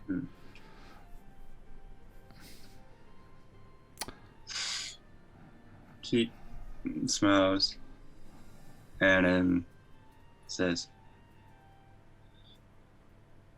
I appreciate your candor, but you don't need to just your thoughts.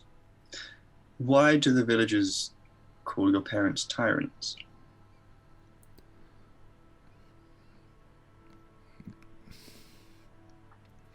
You see that she struggles to answer. I think it's because the magistrate works them quite hard, but they don't understand that he has to. Prices aren't the same, and we're getting less money in as well. Mom is always talking about it. There just isn't as much to go around as there used to be. And sometimes times are lean and tough, and they blame us. He kind of chimes in. The land is poor. The grass barren. I understand hard times.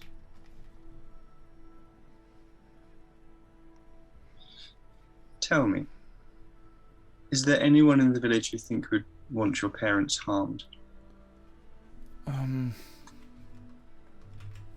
And she really starts thinking about it for a moment, digging through her memory. I mean, I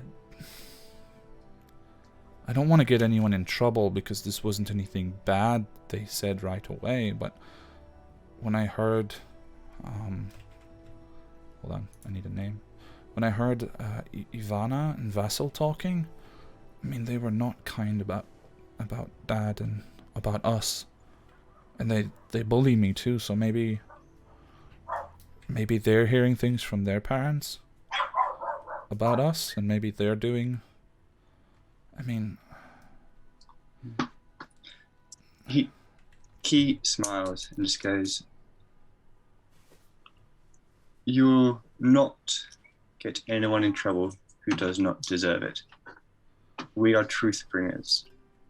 Despite their somewhat callous demeanors, we seek the truth and the truth only. Those who have nothing to hide have nothing to fear." And he kind of smiles in a reassuring way. she swallows nervously and looks you up and down very carefully before she kind of steps forward to whisper, even though this room is so quiet. She could have done that anyway. And she says, I don't know, but there's something, I think, something going on, and I think that the Tavern Keep is at the heart of it. I saw them. Dad told you about the strangers, right? I was the one who saw them. They were hooded and they kind of seemed like you, strong and powerful. And every single one that I saw always passes by Beora, and she runs the tavern. So if there's information then of anyone doing anything bad, I think it'll be her. It's no secret that she doesn't like Dad or us, although she doesn't say anything bad either. You can just tell from the way she is.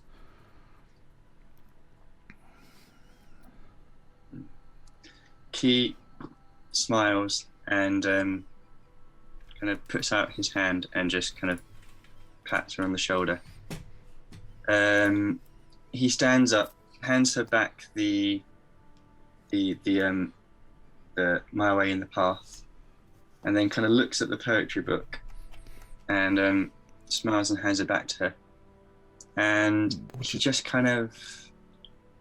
Sorry, she was just going to interrupt and just, like, as you hand it back, she's just going to hold it out for a moment.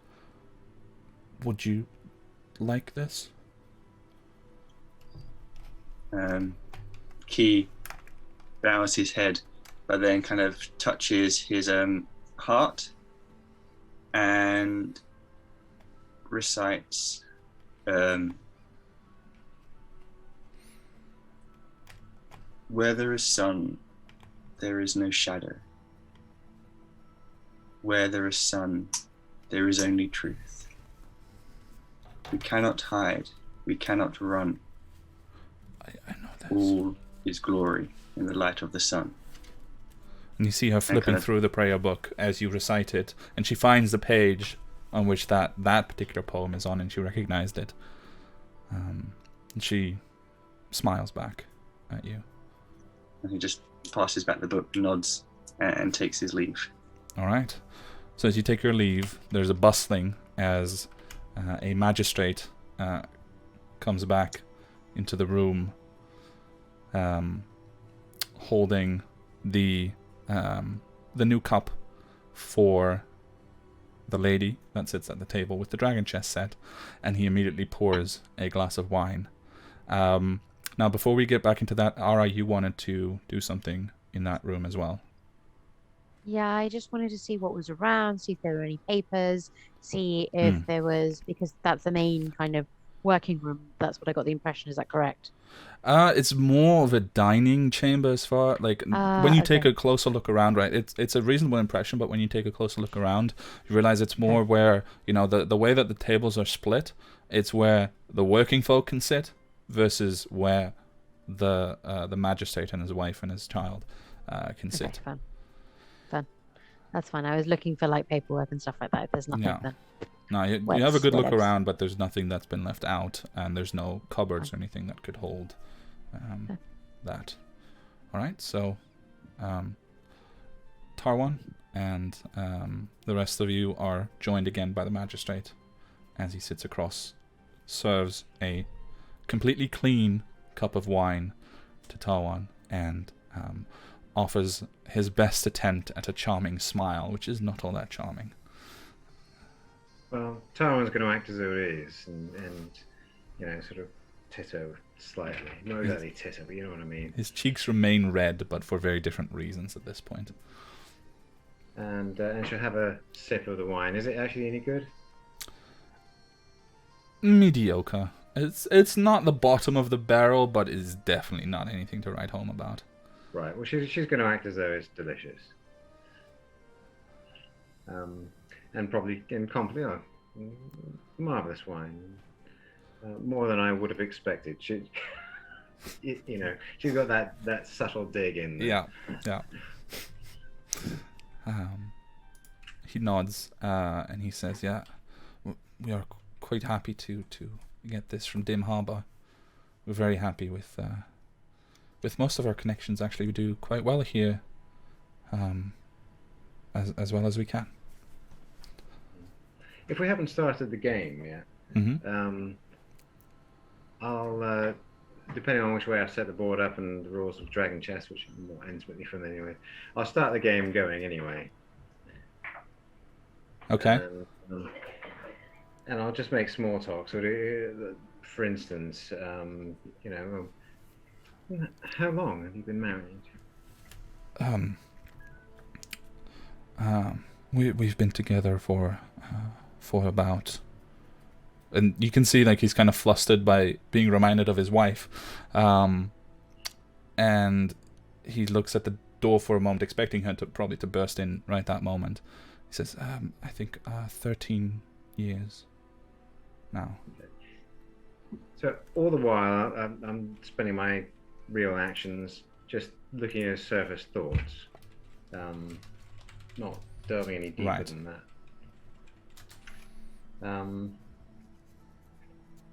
And you know, complimenting on the decor, all that sort of stuff, playing fairly carelessly to get the game moving on.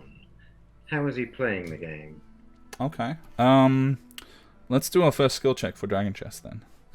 So for you, that will be intelligence plus proficiency on a d20 roll.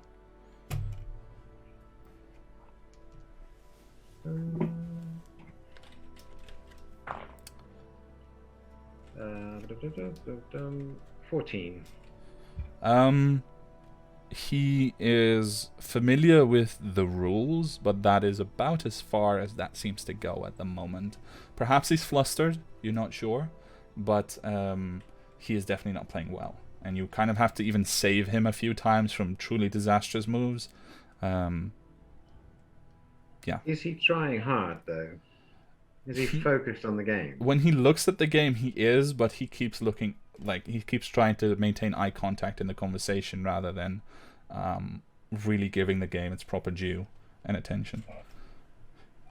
Okay, so she'll make the suggestion that winning the game may be worth his while. In a slightly mysterious kind of way. Okay. Roll deception, please.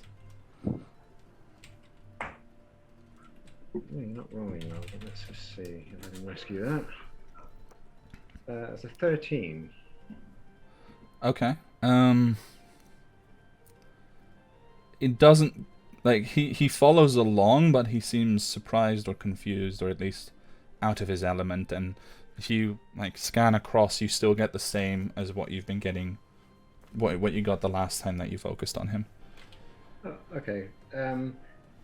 So, amongst the questions I really want to ask, what is the village's main income business? Wood. We get it from the mountains around us and ship it down to Dim Harbor. So, right. So, this is a key one. He wants to gauge his entire reaction. Your wife is a remarkable woman. Roll an insight check. He replies swiftly in the affirmative. Yes, she is incredible. I rolled a 10. Okay. Not great. All the monies. Yeah, I know exactly. But obviously there's also the thought thing going on. Yeah. So, I will say that both your roll and a brief moment of clarity both seem to indicate that there is a very strong conviction behind his words. Yes, she absolutely is an incredible woman to him. okay. Just because I'm fishing for a re-roll, really. The whole dragon chest thing is supposed to take his attention away, so he's less guarded, and therefore I might have advantage on what I'm trying to work out. Sure. But, I don't know if it's enough for that, or whether I've done well enough. It's having its impact, but this has happened on occasion, not very often. But your charms have been so effective that it is difficult now to tear his attention away for a simple Right. game. Note to self: tone it down next time. All right. So she's going to try and bring the game to a swift conclusion, and assuming that's possible. I would say so, yeah. I think especially with the difference in skill levels displayed, it does not take you very long to outmaneuver him suddenly and just deliver a crushing victory. Okay, so she'll do that, but not in an unsympathetic kind of way. And she'll hold his eyes and say, I want to help you. For you, it would always be best to tell us all that you know.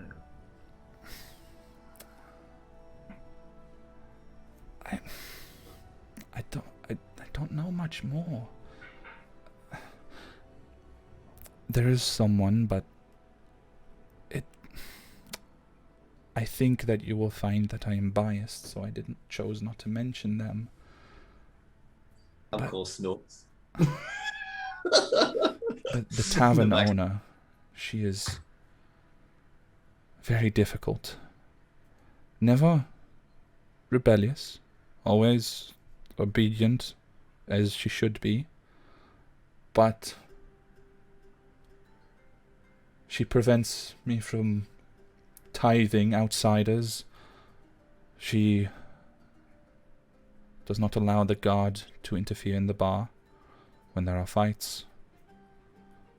She is more independent than the others, and if anyone knows anything, I suspect it may be her, but I do not know if that is my own opinion coloring my advice. I do not like her. Okay, Tarwin nods and stands up. Sort of quickly, but almost abruptly, but not quite. He looks disappointed and then stands up as well. If you think of anything else, come find me. And then she'll walk off. Calco, we're off to your favorite place. Oh, finally. It's like this food is terrible. Okay. struggle. He like leans on. He basically pulls Seafoot over and like leans on it and pushes himself into an upright position, and then sort of like clanks his way off. It's like, oh, okay, off to the pub finally. See, this is where we should have gone in the first place. So, Key, you can join. You're essentially coming back as they're getting ready to go. But right after Tarwan's comment, as you are all headed out the door, there is a less than tactful pause before Cruciger pipes up and asks of Tarwan, "Was that an invitation for it to mate with you?"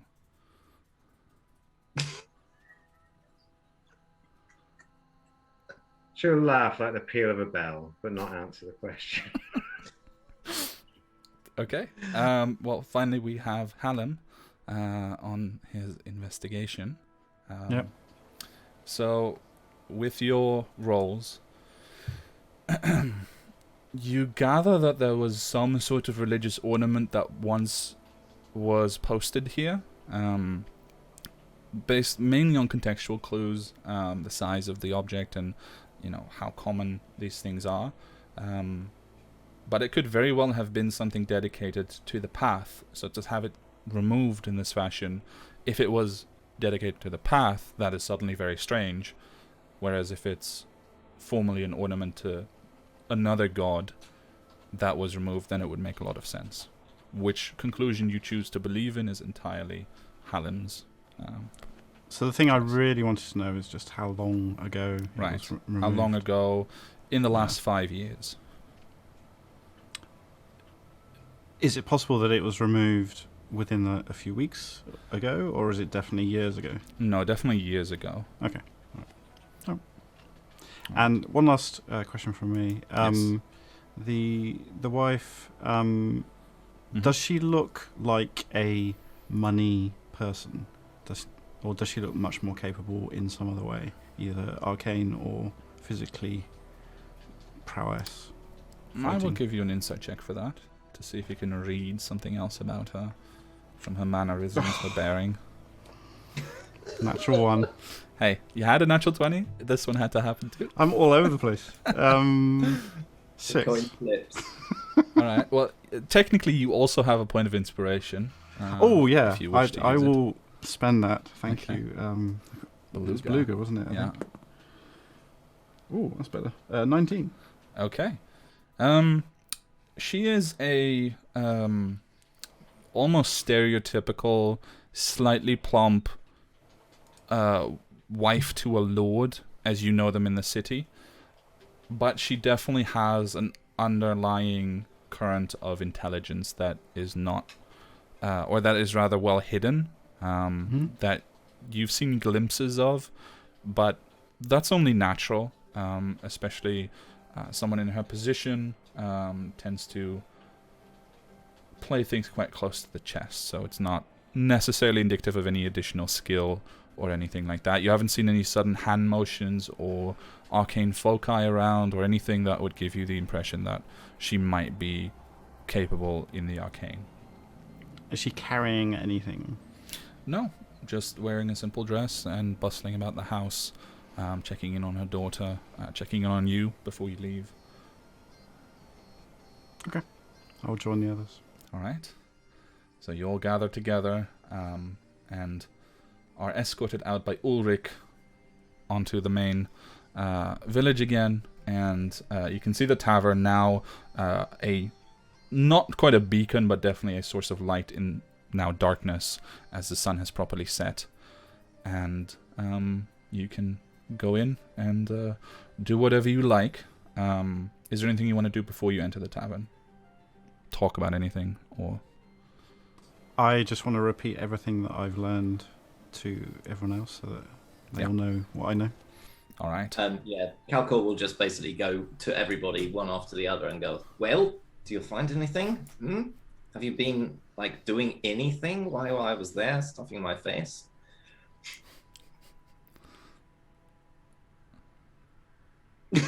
Yes. The man is hiding something. It So may is just she. be- may just be petty ambition. The wife is the more capable. Yes, but maybe not ability-wise. Maybe just clever. It is also worth noting that she is unafraid, at least no more deeply than anyone would be in our presence. Yes, and maybe she used money to do something? I don't know. Well, there is no evil in the entire place. See what happens when we go to the tavern, and I really hope there's no evil there either, but... Really? No evil within how far, can you tell? The size of the building. There's nothing there. That's good to know. I know. We go on to the next one. I will do it as we go around this village. I'm sure we will get nothing out of this place. It seems entirely boring, if I had to say. I am sure we will go to bed, and then nothing will happen, just like the last 2 times. So. And as you're saying that, I am taking out my bow, unwrapping it, and gradually getting ready. Okay. Key's voice kind of raises in Capor's mind. The girl is strong-willed, but honest.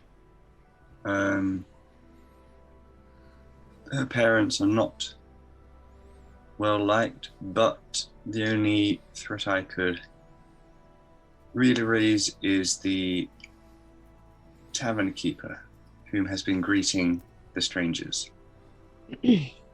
Okay, that was the same as what I then rebroadcast to everybody else. It's like, well, that Key here thinks that the tavern keeper as well is a problem.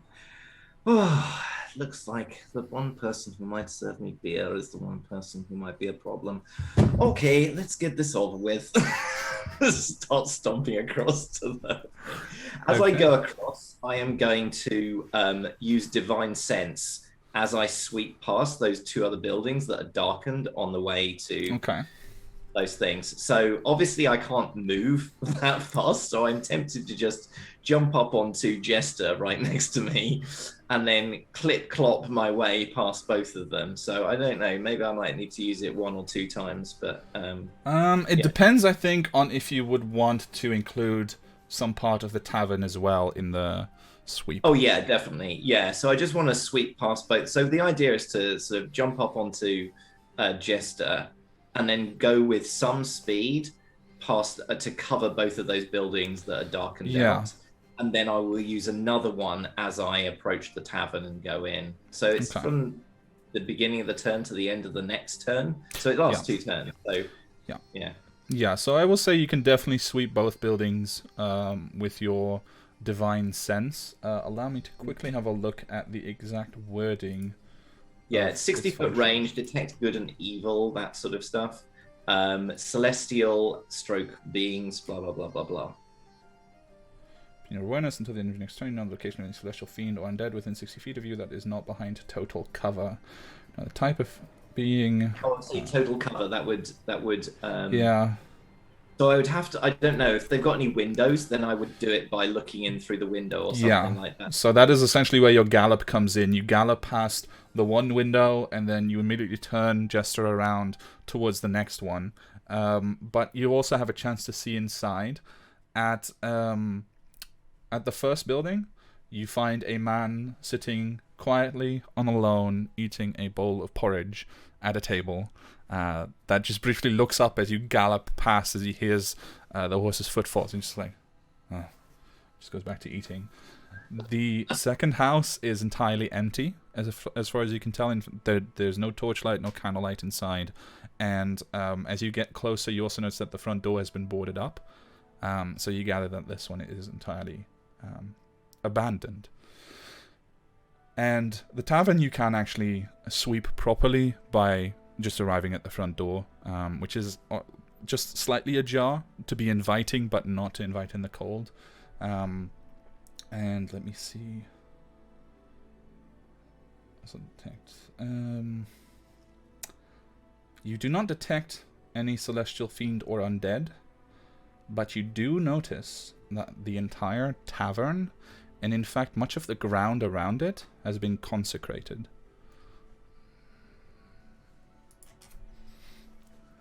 Okay, so I will hop off of, like, when I say consecrated, do I get a sense of which way that is, whether it is protectionary or for good? Consecrated is specifically the as good opposed to kind. desecrated. Yeah. Well, this is interesting. I'll pass this knowledge on to the others, and then, as per usual, wait and spend the time waiting at the tavern for the others to catch up. Yep. Well, you've just had a leisurely stroll across the open ground, while Calcor rushed for a change, rushed ahead and scanned the area, and then you find him waiting, I assume, leaning on his sword. No, he's leaning out, and he's like, "Oh my god, Jesus, it's the last." Here we go. Finally, beer, mead. You're done now, are you? Helen, are you going first? After you. No, after you. Well, let's put the person who talks the most. Obviously, Key, go first. Did Calico share that the house was abandoned, the empty one? Yes, I did. I passed on everything. If I look, you said the door was boarded up. Mm-hmm.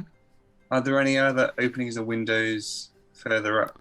So this one has an actual glass window to the southeast side, which is the one that Calco used to look inside, which potentially could be broken open if you wished, or looked into more closely if you want to. And nothing further up that I can see. There is another window around the back if you go to explore. You pass by one of the soldiers of the magistrate standing guard rather sleepily by the pass east, and you find another window in the back. Cool.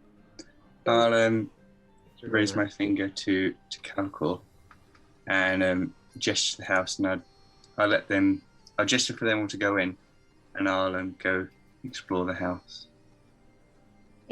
Is the when I see that, is the door locked?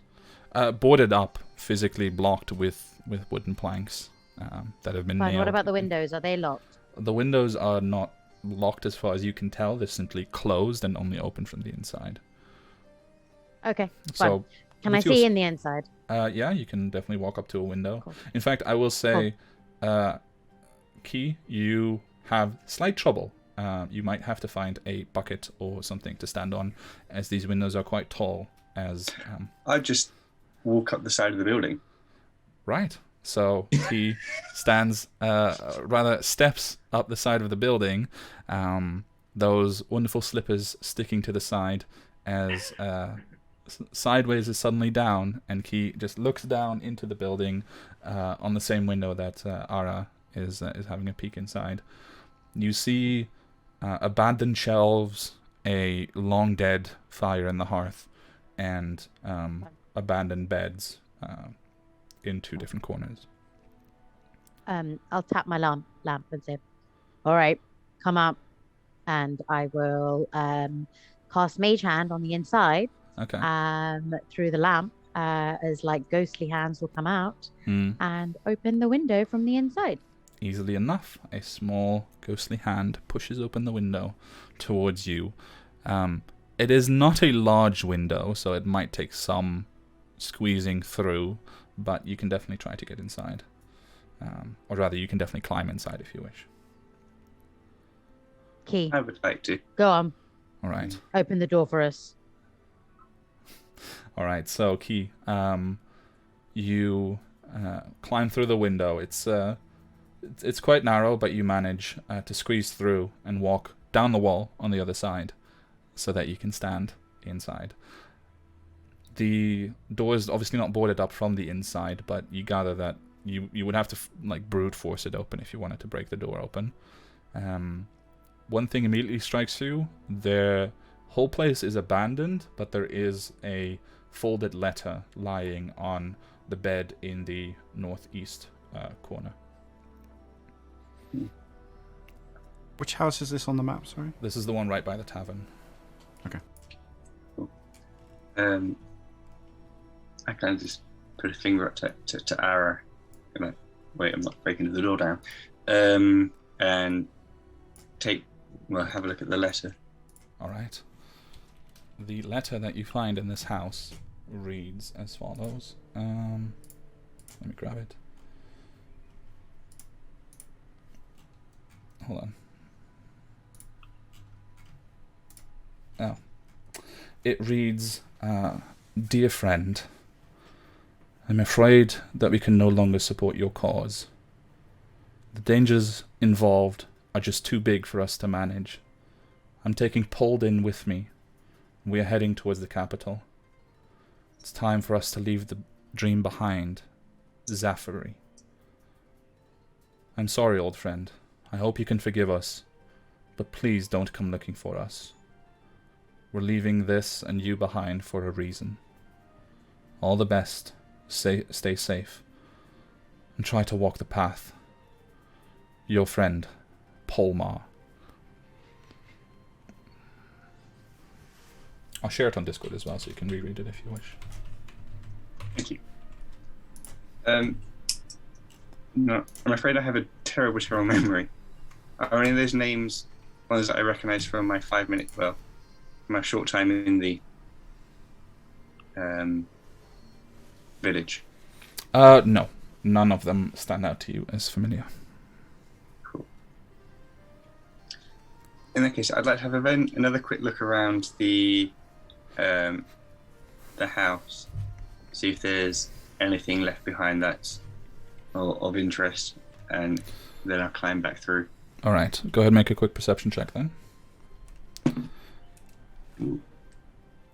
Das ist 21. You're very certain that nothing has been left behind at all, but without perception check, you also get the impression that certain things, such as the mattresses and some of the shelves, have been checked after whoever lived here left. So someone searched this place before you did. And we left the letter. I climb back out through the window, nod to Ara, and kind of walk up to Calcor. Well, in that case, since you guys have just been exploring the house, I believe Calcor, Tarwan, and Halim were going inside the tavern, correct? Yes. All right. I was going to evaluate the tavern before going in. Okay. So if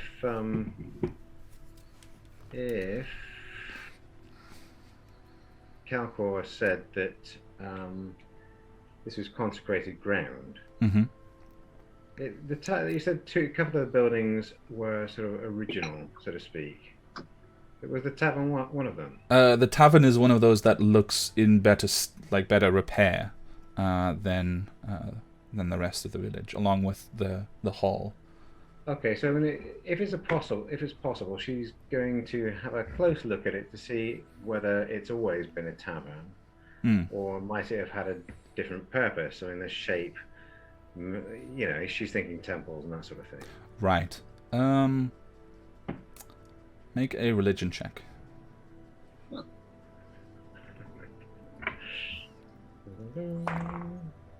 Okay. I suspect there's no bonus on that, so religion. Okay, 19. Okay. The tavern's shape definitely was distinctly, or not distinctly, but it is an attempt at and perhaps salvaged from a ship, like the front part of a ship. It's what it's meant to emulate to a degree, but it's not a type of ship that you've seen, as you haven't lived on the coast of any of the larger oceans around. As for whether it's always been a tavern, it's old, but it definitely seems to have had this shape for a long time. Yeah. Right. Sorry, what was the name of the tavern again? The High Tide Tavern.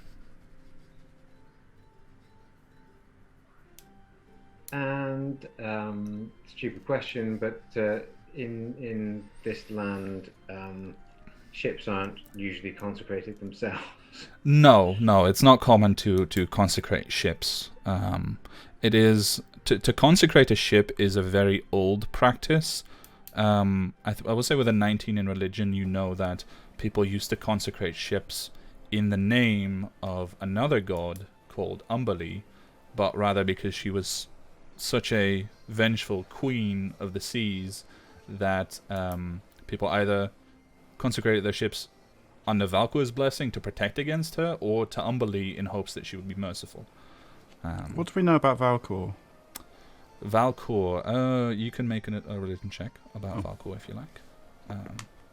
By the way, all of you know that you can ask Cruciger anything at any time. He has extreme knowledge on all of these things and loves to be asked questions. So where are you standing at the moment?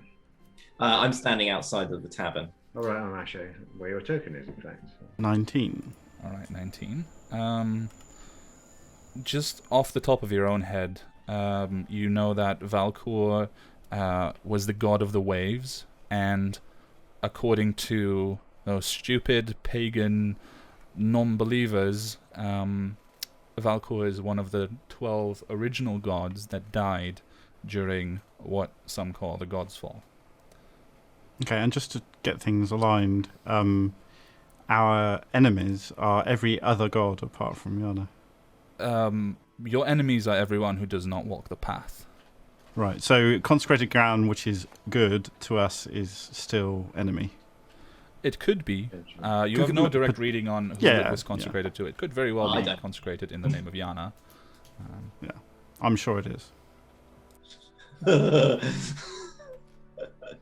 Well, put it this way, Calcor's going in there. It's like, I found something. Right. Sorry, one more question for the group, actually. Is do we know as a group, do we have a person who goes in first? Because so far nobody's wanted to go in first. To be Calcor, but only if he wants to control the situation. Fine. So that's why he's at the pub. So but he's waiting for Key, and he's like, "Oh, Ara, come on! It's like always so slow." Okay. Pulls out to, like, is Ara coming? Doesn't say anything, just being grumpy. I would imagine it didn't take too long to explore the house, so if you guys like, you can all gather up again before having entered the tavern and enter it together. Okay. Calcul will go first, and at this point, like, when he goes in, he's not... he basically straightens himself up and basically furrows his brow, and you can just see, like, this emanation sort of comes out of him. It's like this slight mild annoyance, but also like fear. Like you start to seep through, and then he just goes, pushes open the tavern, and then walks in. And then as he walks in, he goes in and basically scans the entire, sort of stands for a moment in the doorway, looks around everybody, and then walks in. And then what happens is Cruciger and Seaford peel in behind him and follow him in through the door, and then peel out and start arcing around as he's walking through. And he walks off and is like, "Hello, welcome." It's okay. So whilst Calcor's doing this, Ara's going to quietly slip off his hood, and he's going to try and sneak in unnoticed by anyone else in the tavern. Okay. Using this distraction. All right. Go ahead and make your stealth check. Does anyone else feel like we're in a western? I was really hoping that I'd get the chance to walk into it. Yeah, I know. Unfortunately, my character isn't the one going first, but I really get that. Yeah. Literally the entire character around. So advantage because of my little cloak. Yeah. Yeah. Cool. Oh wait, no, I used my gold one. So while you roll, I'll just describe the tavern briefly to everyone. Yeah. So inside, you find a tavern that can easily be described as quaint. It's well laid out. It's not very spacious, but it has room for guests that are traveling through the village. You also gather that there is a space off to the right where indeed the wall does not go to the ceiling. It just blocks off part of the tavern where guests can sleep. And you see several people sitting around. The ones at the bar and at the table all stop talking and look over at Calcor as he enters. The bar woman behind the bar kind of looks over for a moment and then walks over to the gentleman at the end of the bar, who is rather well armored in a piece of chainmail and just generally finery that looks worn out. And he carries he wears a band around his arm, which has a symbol on it that at first glance is unknown to all of you, although if you take a closer look, you might be able to identify it. And he has standing at his side, let me check real quick. Yeah, standing at his side, a rather large maul that is just leaning against the bar beside him. And as you enter, he doesn't take up any other position. He doesn't do anything. He just puts one hand on the maul, like on the actual head, not to wield it, just to kind of hold it there. And you gather that this is the security for this tavern at any given time. What did you roll, Ara? 23. 23. Easily enough, you slip into the tavern, unnoticed as far as you can tell, and you kind of head off to the right side immediately after entering, and then you can sneak around and stay unnoticed on the far northeast side of the main chamber. I'm checking everyone out to see how they respond to the fearsome presence of Calcor. Okay, so Calcor has gone in first. Do the others enter as well? Do you remain at the doorway? What's sort of the progression behind Calcor? Tawan is hoping to enter last. She's waiting, as though being polite, but maybe not. Okay.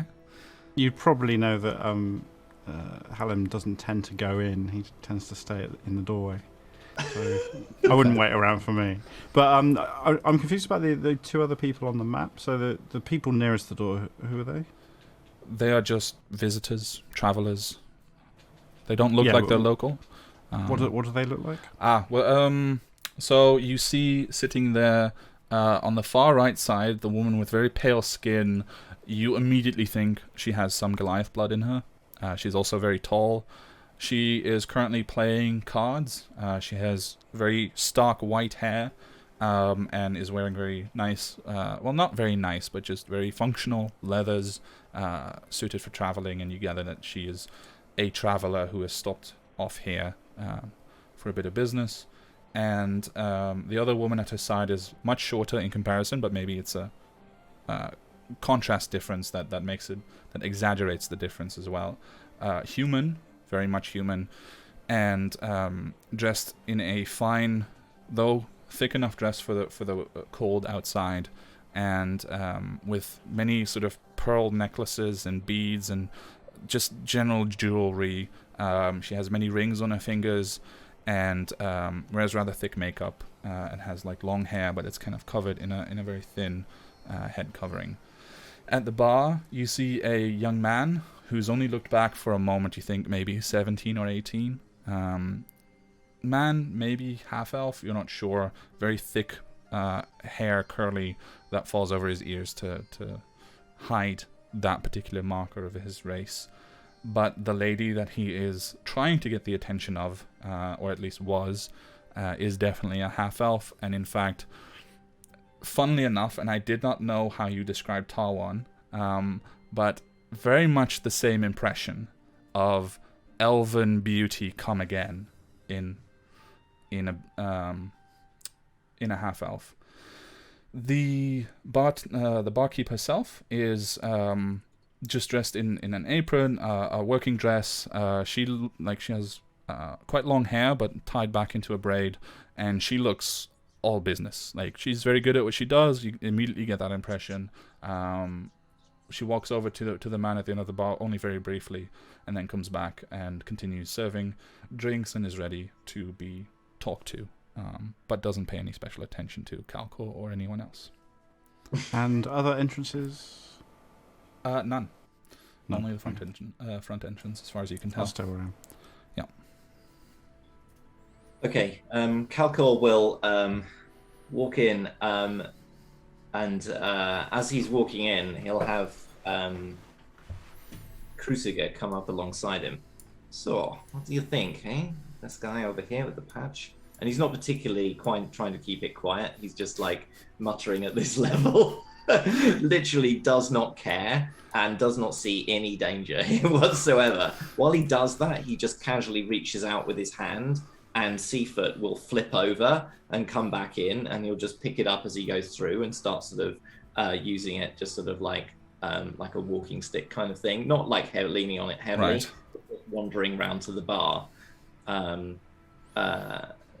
So he sort of leans in to like Cruciger, which is literally offers him like, oh, what do you think, eh? Are you certain you wish for my opinion?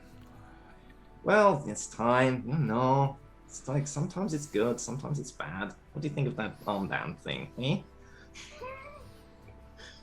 I see a very nice place for you to sleep when you've had too much to drink tonight.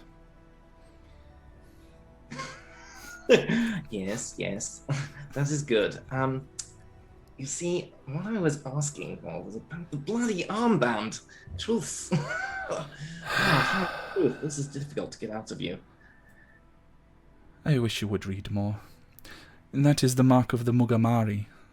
They are formerly a very respected and well-known group of warriors and special enforcers, not entirely unlike Truthbringers, but mistaken in their cause and purpose, as they followed the Sovereign, and they in turn were a representation, or, according to some sources, a descendant of the Raven Queen.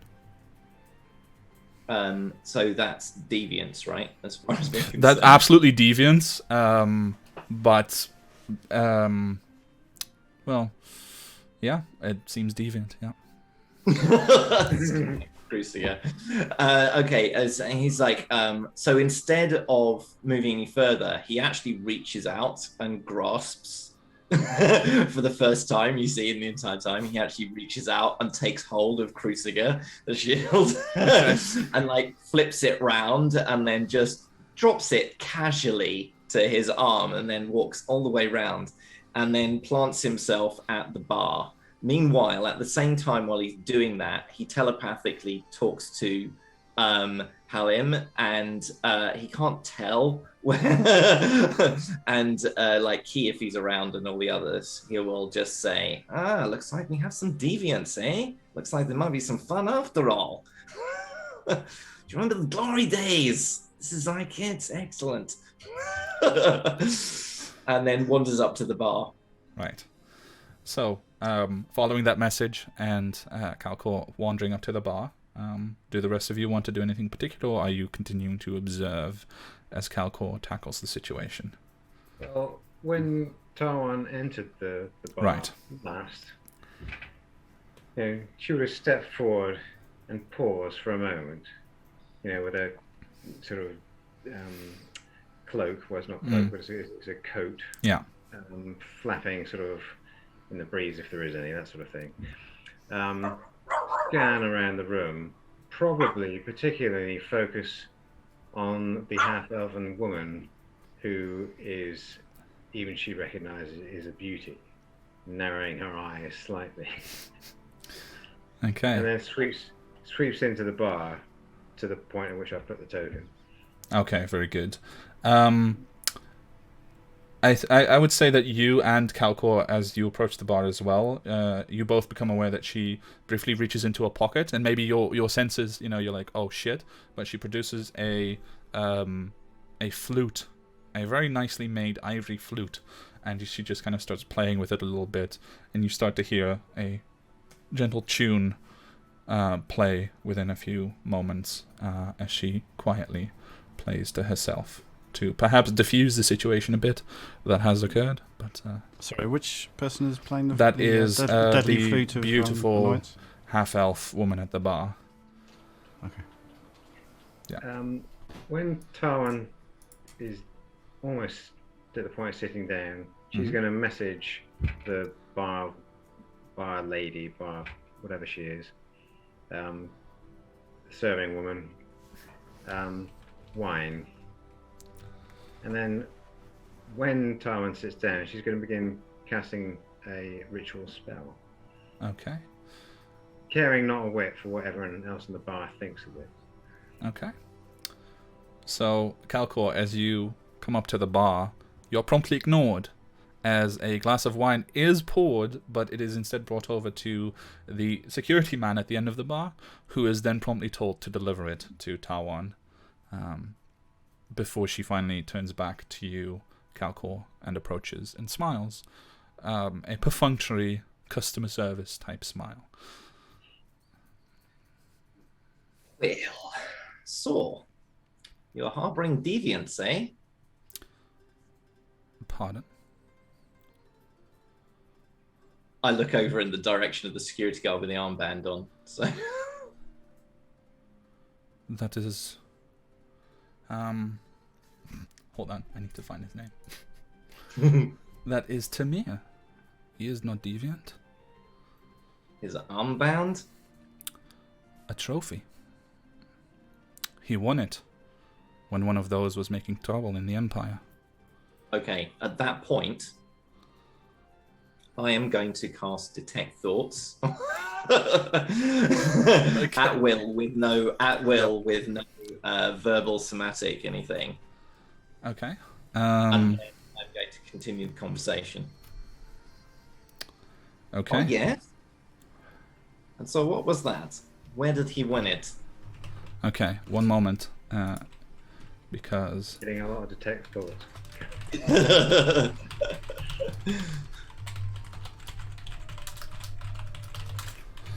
Okay.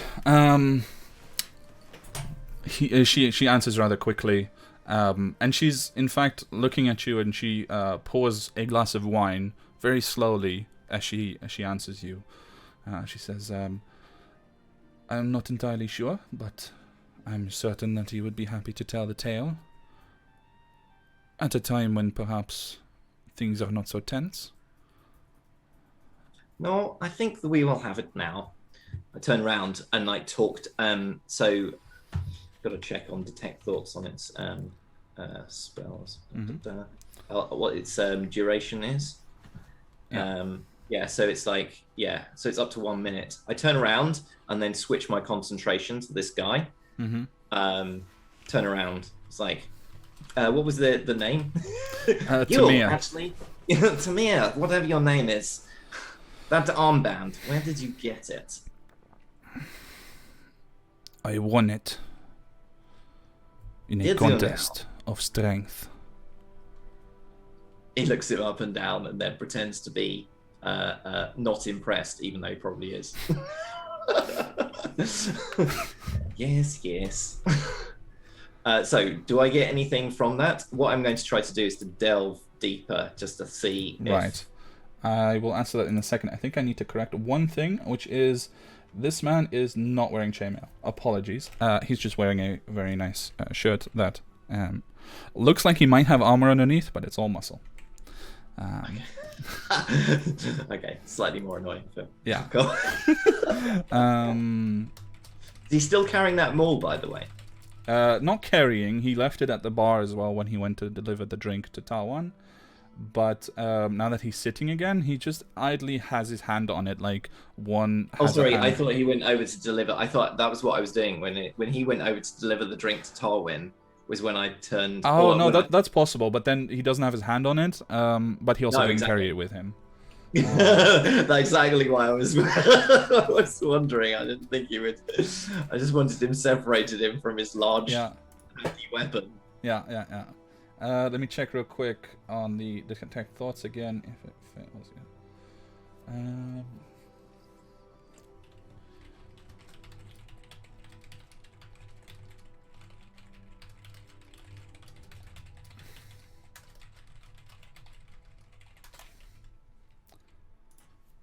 All right. So as Kalkor, quote unquote, accosts Tawan along the way back to his seat, what is anyone else doing? Is anyone else wanting to do anything particular? Yeah, I have a slight rules question. Yes. So I would like to let the door shut so that I'm outside, and cast Pass Without Trace. Now it says each creature you choose. Now, I think I read somewhere that it doesn't have to be, unless it specifies you have to see them. You don't. Oh have to yeah, see no, them. that is indeed a particular aspect of Pass Without Trace. You can cast it on people that, as long as you know that they are there. So could I step back, let the door shut, and then cast it on Ara Certainly. and I mean, myself? if you want, you could include the whole party, I believe. Please don't do it to me. If you're only visible and then like Colossal waste of time, even with a +10. I will say, if you're visible and in people's vision, it's not like anything changes. It just, your footsteps. Yeah, suddenly so make I less suppose noise it's and only when stuff. he's tried to hide, isn't it? Okay, Yeah. yeah, I'll put it on everyone then. All right, cool. So yeah. So do I need to roll again, or do I just add a 10? Well, that depends on what it is that you're doing. Your current, your previous stealth roll counts for getting there and staying out of sight. But if you attempt something new, then yeah, you can roll a new stealth check. Okay, fine. No, because that would be a 33 then. Or yeah. Yeah, I mean for now, yes, effectively you're at a 33. Fine. Is there any way, whilst he's over there, and the mall is free, because I'm guessing I've not picked anything else up from the other members, other patrons of the bar. Is there any way of taking the mall and hiding it? What is your strength? Huh? What is your strength score? My strength score is not very good. My strength, my modifier. No, just the actual ability score. Oh, it's pretty shit. I put the things in Prisma instead by mistake. That's fine. It's 10. Okay. You suspect you could, but you would have some trouble lifting this thing stealthily. It would impact your ability to move quietly, and be I wouldn't unnoticed. want to. I would just want to hide it. I want to take it and move it away, hide it somewhere. Yes, but it's that I standing could... at a bar where the only places that you could hide it would be to carry it across the open floor to either the opening here at the top and hide it there, or actually put it through one of the doors to some of the side I'm chambers. gonna do it. Fuck it. I'm gonna do it. Okay. I am invincible right now. Because Okay, so I can notice the shadows around me and things Just like remember, that. Pass Without Trace has a short range. So if you move out of range, then this is true. Okay. Although So to be fair, officially the Ara wouldn't necessarily be even you wouldn't aware know that it's been true. cast on them. Yeah, that is true. So Okay, fine. yeah, but yeah, you can definitely make your whatever. stealth check for this. And by the way, so looking at the time, we're coming close to the end time, and clearly we're not done here. I would like to ask each of you, think about the last thing you want to do today, and I'll see about planning a follow-up session. If you guys are having enough fun to see this through. Yeah, definitely. Yeah, of course. Definitely. This is Yeah, awesome. Yeah. Whoops. We're I going lost to turn this into a semi-regular sort of storyline, I think. Okay, here we go. So with it was with advantage, right? Yes, you by default you have advantage on stealth checks, I think. Fine. Cool. So that was a 20. 20. Is that with or without the +10? Without the +10. Okay, so 20. Let me have a real quick look. Okay. So 30 with a +10. Okay. So you begin the approach, and you do very well. But as you get to the actual weapon, and you kind of make the effort to lift it, you do it. It's not, going to prevent you, but you kind of have a brief, it's heavier than you expected. Yeah. And the bartender looks over immediately. Fine weapon. It is. It also belongs to Tamir, and it was my understanding that Truthbringers are not thieves. Who's thieving? I'm admiring a weapon. Are you accusing me of thieving? I am only stating that I believe Truthbringers are not thieves, which seems factually correct, yes?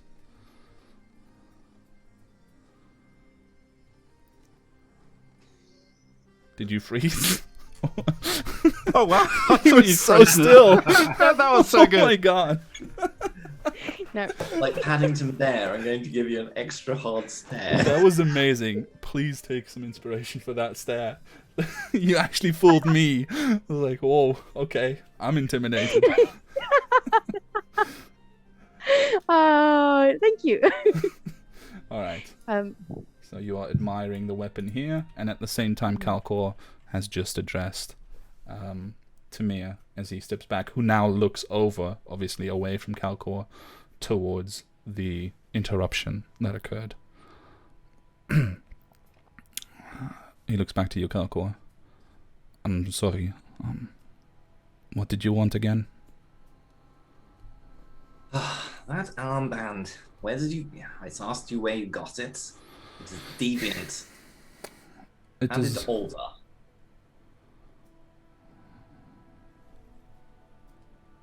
He raises his hand out like this. He looks over to the You bartender. should know that you cannot have things like that. oh my heart. I won it Yeah. by defending the Empire. Okay, did he? Make an insight check.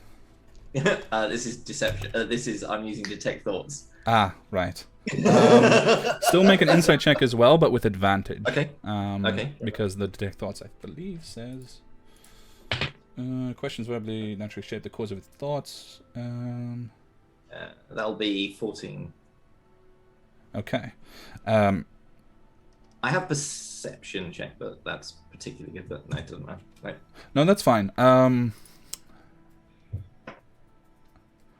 It is truth, but only a part of it.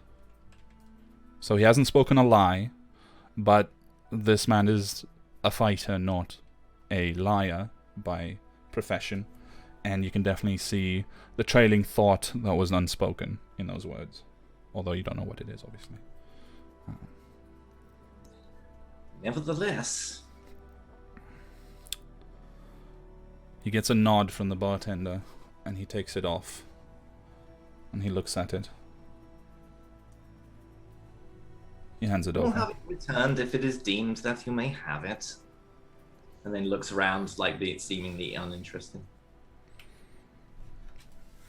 He hands it over, and he goes to hold out his hand to Ara, unless you stop him with words, from moving on.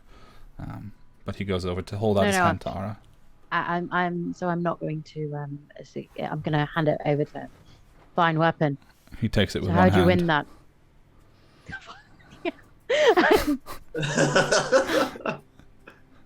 How'd you win the armband?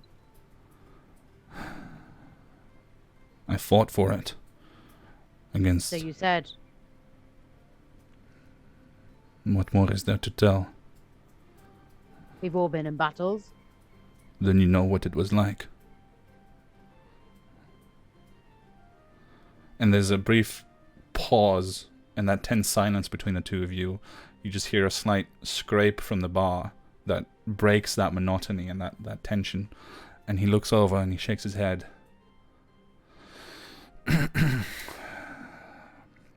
escaped from the West when everything was collapsing as a young man, and I enlisted.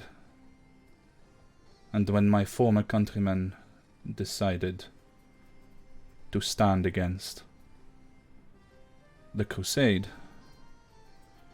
I volunteered to lead so that I could use my knowledge of their tactics and their culture to beat them down, and the Mugamari and the fiercest fighters that they have to offer. To defeat one is an honor and a glory that I do not know if I can put into words. Yes, we won't meet there. He turns around and like, so typically uninterested by this, and he turns it round and like lets go of Cruciger and shows it. Goes, just check that, and then we can give back the stupid armband. Holds it in front of Cruciger and says, like, anything special about this particular band? Anything that we need to know? Anything we should worry about? Because if I give it back and then you decide later that you suddenly have an idea about where this should be, then you are going to be in you're going to be in my bad books for a change. Well, I'm certain you will probably forget that I'm in your bad books in the morning. But regardless, the man speaks the truth, as far as I can tell. This insignia in particular was the marking of one of the officers of the Mugamari, a indeed capable and powerful individual.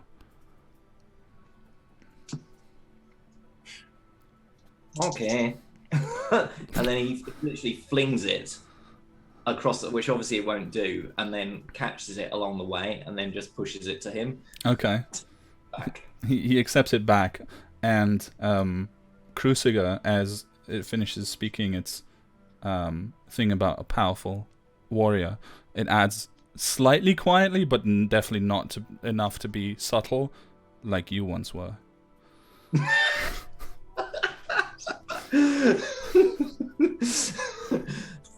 damn you. Alright. It's like... So Tamir puts it back on. And so that's Kalkor and Ara. Let's quickly go to the others, and then we'll call it an evening there. So Talwan, you have been incanting a spell. You've had some time to cast a ritual if you wish. Yeah, so I mean that takes 10 minutes, doesn't it? I'm typing what I put into. Yes. Into chat. So you.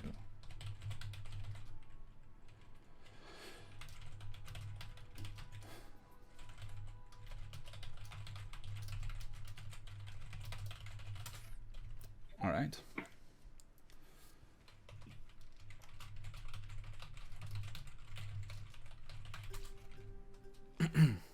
Right. Okay. And while you process that information, Hallam and Key, what do you two want to be doing? So Key's been standing by the door, just observing. Mm-hmm. Bars aren't his sort of environment.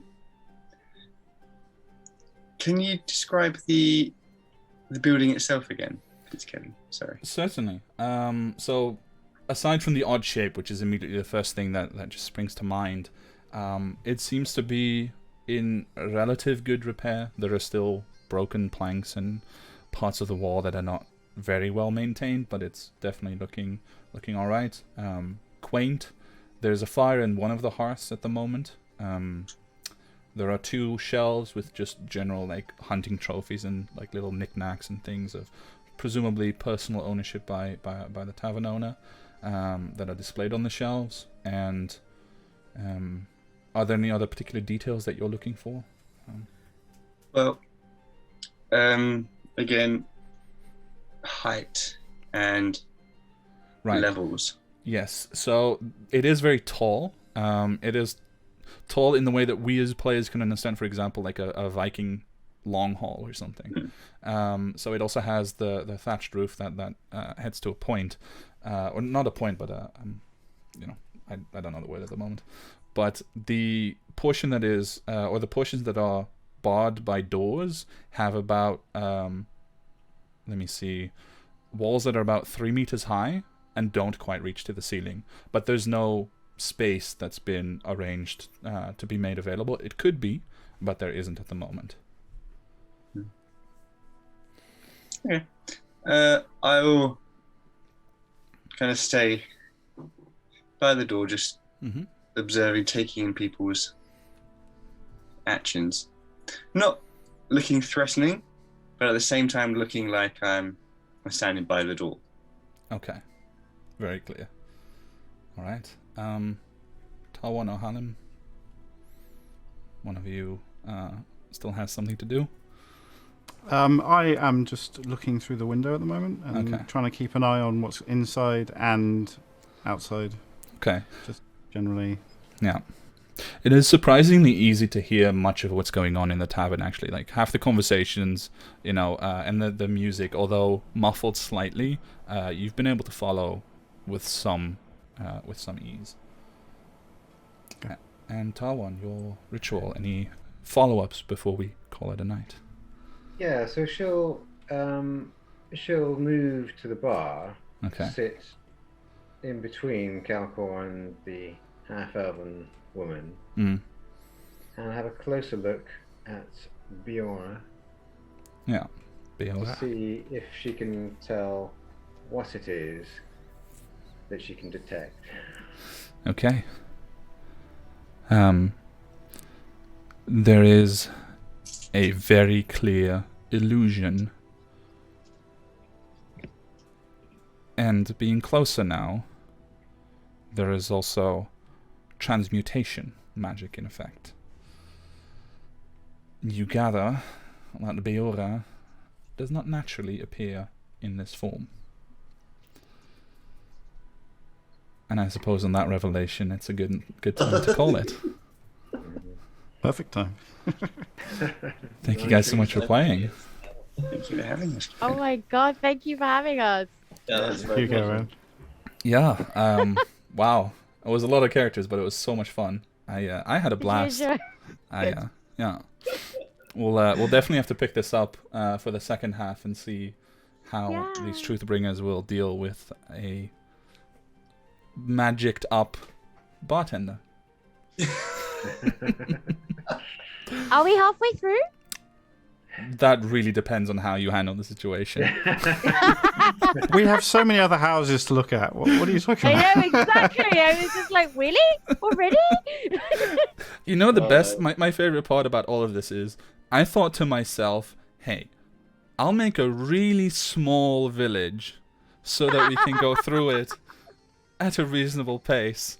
And then I forgot you guys are awesome role players, and a scene with just the magistrate can take such a long time, but it didn't feel like a long time. I looked at the clock, I was like, oh, that's the time that it is already. But it was awesome. Thank you guys so much. Good job on Yeah, the that's Truth great. there as well, though. Yeah. And thank you for everyone who stuck around with us for watching. This is now part 1 of Tales of Edeah, Truthbringers. And hopefully we'll return soon, or as soon as possible, with part 2 to see if you can find all the deviancy in this town. I think we might need another session after that to find all the deviants. Perhaps, yeah. Riding into a Hey, town Vivian. near you. All right. Thank you guys so much for watching. We'll talk to you soon. And take care. Make sure to follow the Rune Keep on Twitch as well. And we'll see you around. Tales of Edeah. Bye-bye. Ta-ta. Bye.